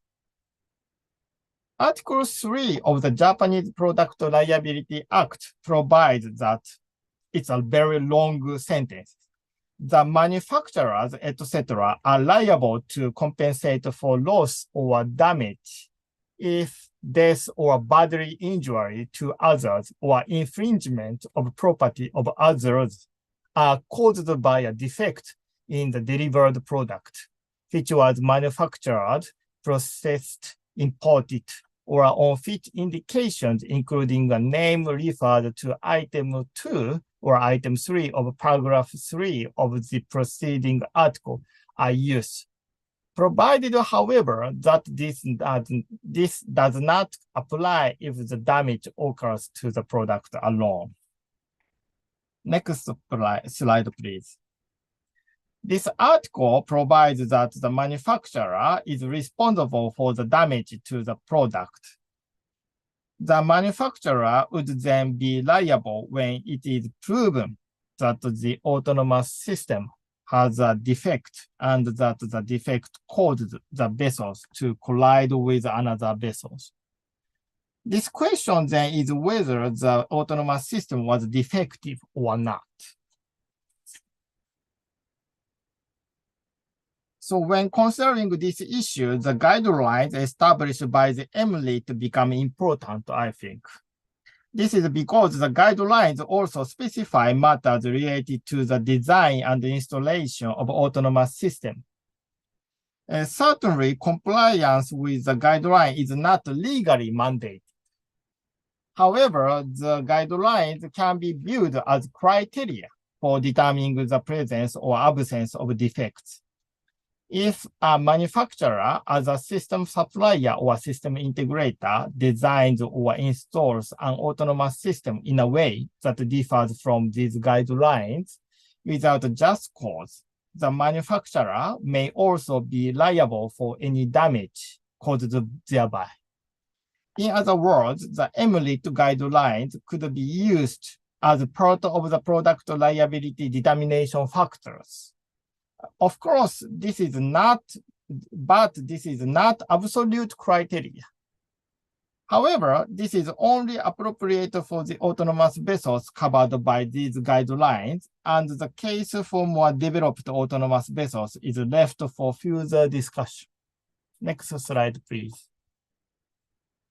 Thank you for your attention. Thank you very much. Thank you very much, Prof. Kengo. Let's give a round of applause for the very thorough presentations from Prof. Kengo. If I may summarize the key points, the essence of Dr. Shikayoshi Ugaya statement is ship must be crew. Ship without crew is meaningless. But in the current development, there is a project that the Meguri 2040, that the development of a crewless vessel needs to be achieved by Japan in 2040. And at the moment, there has been a development in the autonomous ship in Japan from Port Tokuyo to Su Matsusaka. And there are current guidelines. There are two safety guidelines for remotely controlled small vessel. It's under 20 GT, and safety guidelines for automation vessels in larger tonnage. And the focus is for phase 2, maritime autonomous surface ship, and the focus of the focus is a design autonomous vessel, the installations, and also the operating vessel. And Prof. Kengo also specifically mentions Article 690 of the Commercial Code, that the liability of captain or mariner to compensate for any damage, and it's focusing on the corporate liability. And at the end, Prof. Kengo discuss about the Product Liability Act, focusing on the manufacturer liability on the damage of the product. So if the participants have any questions, please post your questions in the text box. If you are would like to chat your questions in Bahasa, we will be happy to translate and convey the questions to the speaker. Now, thank you to our esteemed speaker all for such insightful presentations. We have explored a multitude of facets concerning AI, robot liability, and maritime autonomous vessel from both Indonesia's perspective and also Japan. It has tremendously enriching our understanding. And now we are transitioning to the Q&A sessions. We have received questions. It is addressed to Bapak Edmond and Mr. Kengo. So if I may read the questions will be related to AI and ship for fishing. AI will play a pivotal role in fisheries in terms of increasing efficiency and operational safety of ship for fishing. AI, for instance, can be used for more selective fishing, such as species selectivity, species forecasting, detection, and sizing of catch. Indeed, AI will provide the improvement of fishing decision and the enablement of quota tracking or fishing traceability. The question, what is the liability issue emerging from the autonomous ship for fishing, particularly in Indonesia and Japan?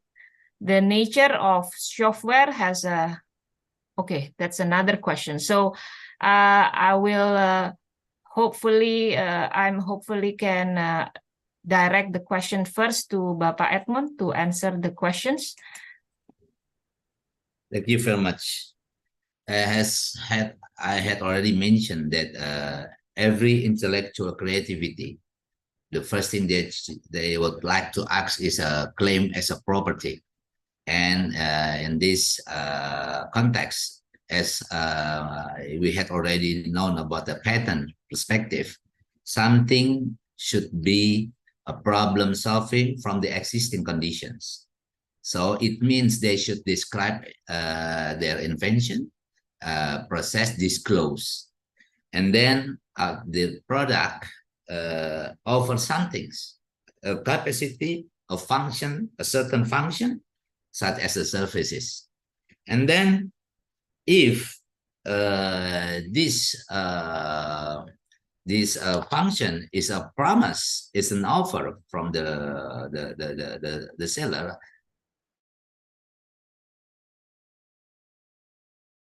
on the one hand, they ask for the property. On the other hand, they should bear the liability. And referring to the Article 15 of Law EIT, every electronic systems provider have a guarantee, have a price liability in the articles saying that every system provider should be liable. They can be not liable in case of the force measures or the negligence by the customers. So, and the principles of Law EIT in Article 2, if I'm not mistaken, also mention that everybody should bear the duties of prudentials duties. So, duty of care. So it means they should bear the risk. So, is that answer the questions? Because I not read in my question and answer. The second question I can read, but the first question I cannot read in the question and answers. The moderator? I think it's answered the questions, Okay, thank you. Pak Edmond, because it's focused on the liability issues emerging for autonomous ship for fishing. Pak Edmond. Yeah, yeah, I would like to add something. That maybe there is an assumption if this artificial intelligence could be treated as a legal subject, as a legal person. It would be like that if we have a law for all of the integrated components. We have an analogy why the fictions, the law fiction, put a legal persons, such a legal entity, and classified as a legal persons, like what you call human natures. The corporation should be treated as a legal nature as long as there is a system about that, like commissioners. They have article of corporation. They have director, board of directors. So there is a mechanism that can be guaranteed that the system should be lawful and fit with the purpose, right? And then if there is no integrated surrounding system related to the certain AI, I cannot say that AI should be treated as a legal entity. They should be as a product. And then, as like Professor Kengo said, it's a product liability. And there is any opportunity, any possibility regarding the programming techniques, they should be a bug. And there is a defect, right? And there is a defect of the computer program. And if the developers know about this since the beginning. So it means should be product liability and absolute liability, because they knowing since the beginning their creation have a security holds. Something unpredicted maybe can be opportunity to have a limitation, as long as you have a best effort to reduce any possibilities, because the security aspect is your responsibility. That is a principle of our law IT. So even the software and technology product have a certain functions, who guarantee this system working properly? Of course, the developer themselves and their operators. So if they would like to replace some routine tasks or some routine duty of the human aspect, so this system should be predicted. I can be treated, that is the capability of the system have a function to predict. But actually, they not have a knowledge. They only process the existing conditions, and the system assuming that all of the existing systems is regular condition, and they give a decision based on the certain experience, not because of the free will or the condition that when someone have decision making, if they have some certain knowledge, only knowledge, or have capacity wise or wisdom in their mind. So it also answering the consecutive question from Azarin Gantari. We cannot say there is an analogy for the law, right? It should be prohibited if we put the analogy perspective in some certain legal aspect, such as a crime. So it means the computer program AI, they work only based on analogy, not based on the wise in the have decision for the future. Thank you. I hope my answer, my explanation answering the question. Thank you. Thank you very much, Pak Edmond. So, Mr. Kengo, if you would like to respond to the questions, please. Okay, thank you. Can I have a comment? Yes. Firstly, in the use of the fishing vessels, other fishing vessels, in the case of the use the autonomous vessels, basically under the Japanese current law, if the ship owner use the autonomous vessels as fishing vessels, the liability from the perspective of the liability of the ship owners is the same as commercial ships under the Japanese current law or the commercial code. However, originally in Japanese maritime industry, we don't foresee the fishing vessels owner will not use autonomous ships as fishing vessels because in Japanese fishing vessels, the fishing vessels action is very complicated than the action by the commercial vessels in the coastline in near Japanese coastal lines area. So basically, I think not in practice by the autonomous system when the fishing vessels is fishing in the coastal area as an autonomous ship. So we basically don't foresee the use of the autonomous ship as a fishing vessels. But the first of as I mentioned, if the ship owner use fishing vessels as our autonomous ship, the liability rule is the same as the commercial vessels. Secondary, the liability of the AI's machine or mobility, including the autonomous vessels in Japan. So basically, I think there is a same or similar to the Indonesia civil liability rule in Japanese in the Japanese law. So in also Japanese law, total fees action is needed to be responsible for the damages. So, however, if the owner of the machine, which is navigated by the AI or moved by the AI system, so the owner has no responsible for the damages caused by the AI machine or AI mobility, basically. Unless there is a defect in the AI system, in the machine or mobility. So I would like to introduce the car liability in Japan. So recently, the development of the AI car or autonomous car is increasing in the world.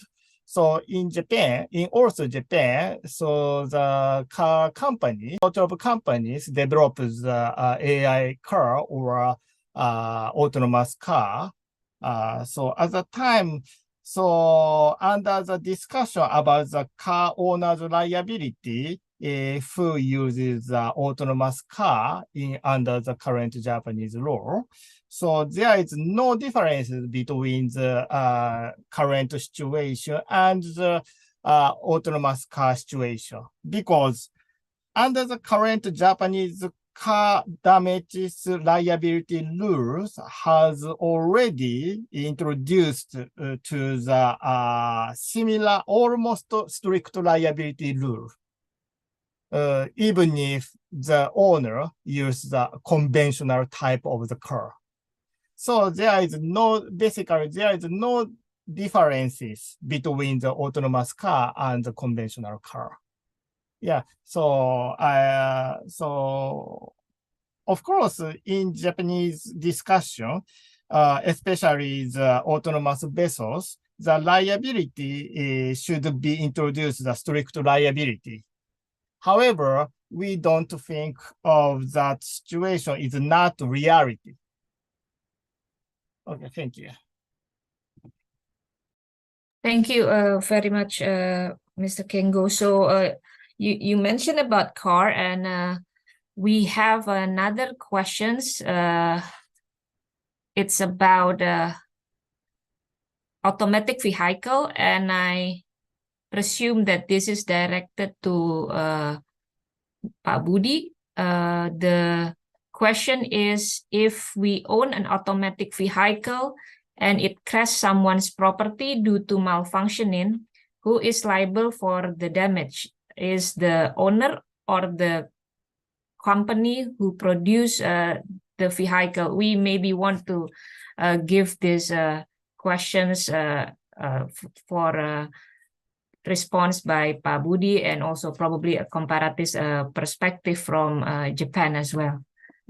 If Pak Budi would want to respond to that, Pak, please. Thank you very much. It's a very difficult question for the Japanese law because basically, if the car is or other type of the AI systems has a defect, at the time the manufacturer or producer has to be responsible for the damages caused by the AI system. So if the car has a defect, in the inside of the autonomous system, at the time, basically, literally, the producer, only the producer has to be responsible for the damages. However, the victim, there is an issue about the proving about the defect of the car system at that time.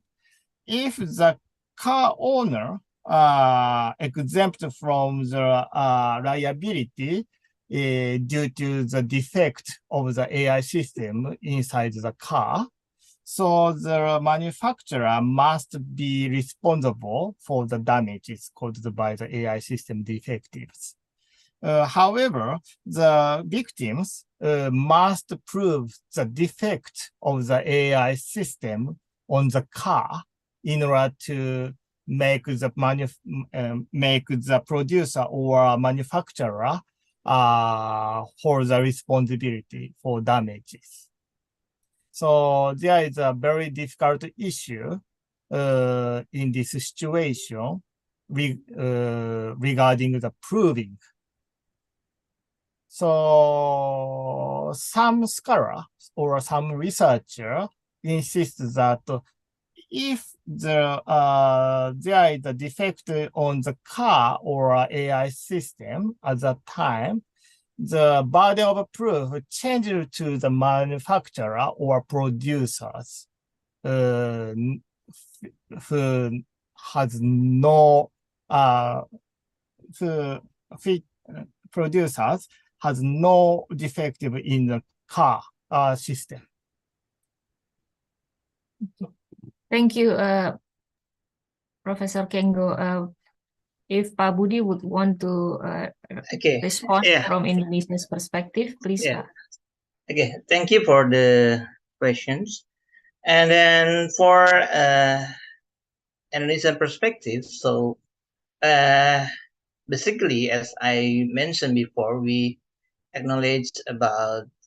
recognize about two kinds of liability. The first, liability based on fault, and then strict liability or absolute liability. However, regarding the product liability, we not adopt the strict liability concept. It is stated in the Consumer Protection Act that in the case of product liability, so it is only switch the burden of proof from the claimer to the defenders. But it is not abolish the element of fault. So it just a matter of reversal burden of proof that the defendants or manufacturer should prove that he is not at fault. So from this concept, so we can assume that product liability in Indonesia is not a kind of strict liability, because it is only switch the burden of proof from the claimer to the defender. And then regarding the car accident, which involves AI, for example, and then one should liable. So it depends of the level of the AI that's been involved in the machine of car. So if it still it still need the control. So if the user do not control the car and do not follow the guidance usually delivered by the manufacturer, so it means that there is a negligence of the users. Of course, the users should liable. But if there is no negligence of the user, that the user has follow all the instruction and then follow all the guidance is given by the manufacturer. So of course the manufacturers the producer should liable, yeah, for the damages. And then however, the problem is sometimes in the case of AI, so many stakeholders involved. Yeah, it can involve not only a designer, programmer, and also maybe data trainer and etc. That's the problem. Yeah. Which one of the stakeholder should liable in the case of defect, and what should responsible in the case of defect? So it is I think it is possible that we should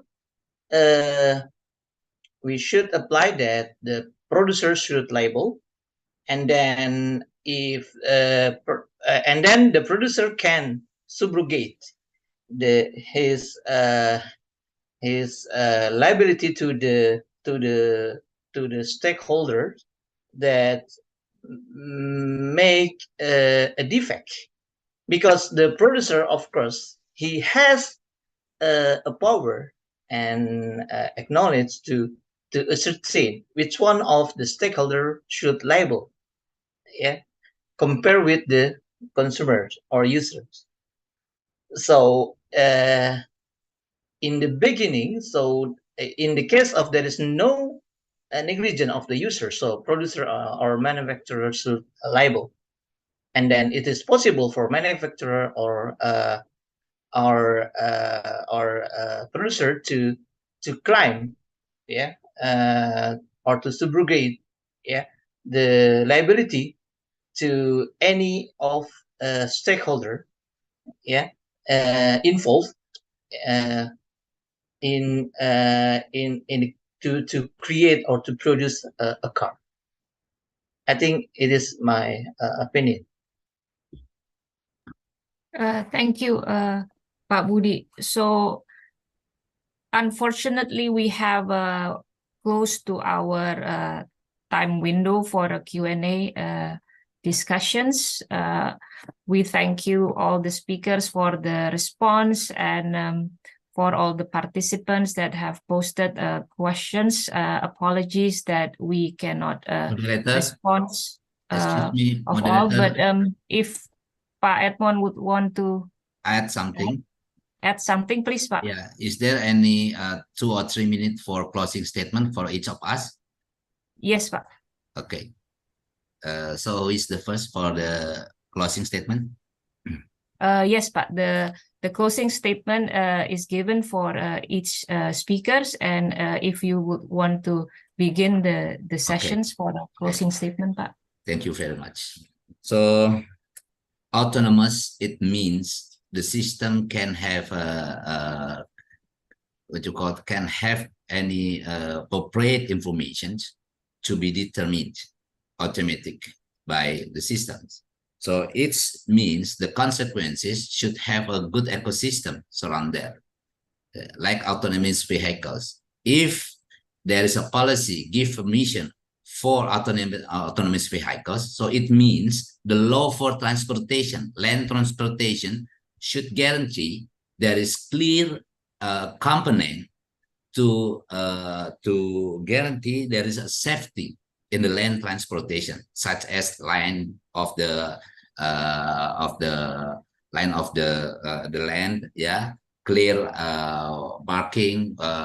In Indonesia we call this clear, rambu-rambunya jelas, komponen sekitar jalan jelas, sehingga can I combine with Indonesian language ya, sorry ya. So begini, autonomous adalah sistem otomatis yang didasarkan atas kelengkapan komponen. Jadi kalau pemerintah memberikan policy boleh autonomous vehicles, konsekuensinya pemerintah harus punya kejelasan bahwa sistem itu memang bisa diotomatiskan. Ingat, ada standar merchantability, ada kelaikan kendaraan, ada kelaikan jalan. Kalau kendaraannya laik, jalannya nggak laik, itu yang bikin kecelakaan.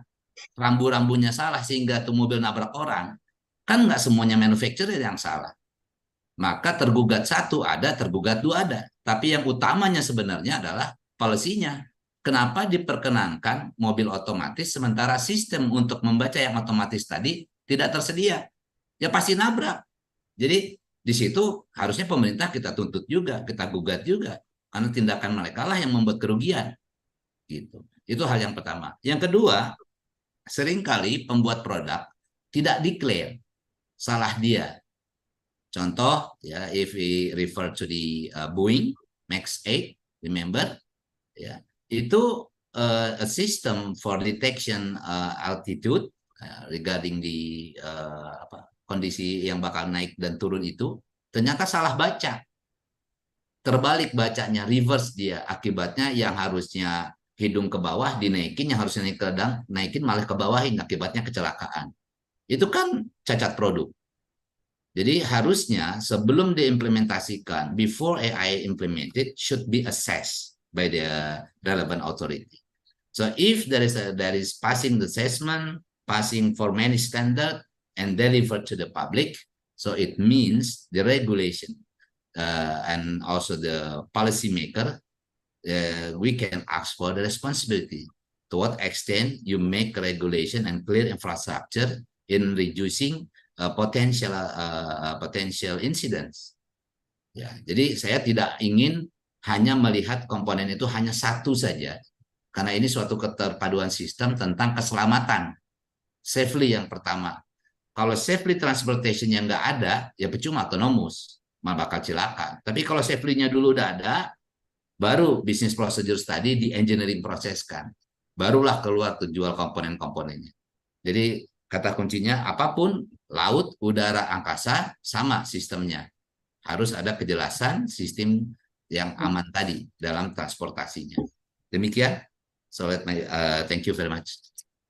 Terima kasih banyak Pak Edmond. So we will provide the time for Pak Budi to give the closing remarks of the discussions. Please, Pak Budi, the floor is yours. Okay. So in the case liability, we have two kinds of liability based on fault and liability without fault or based on risk. The problem is we have two kinds of risk. The first one, the risk that we can predict it before. Yeah. But the other one, there is the risk that we cannot predict it before. And that's why we should adopt the strict liability, yeah, for the tools, yeah, or for the vehicle, yeah, that involve an AI, yeah, that it is possible there is predicted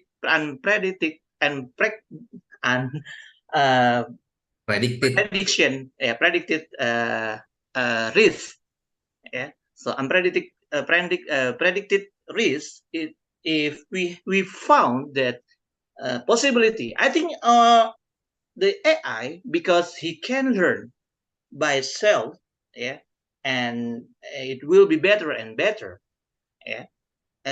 It is possible that the designer or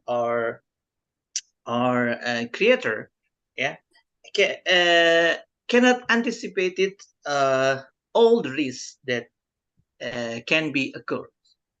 That's why in the case like that, it is necessary that we should apply a strict liability. Yeah, and then that's why for apply whether the one should label in strict or negligent liability. So it depends of the role of the person. Yeah.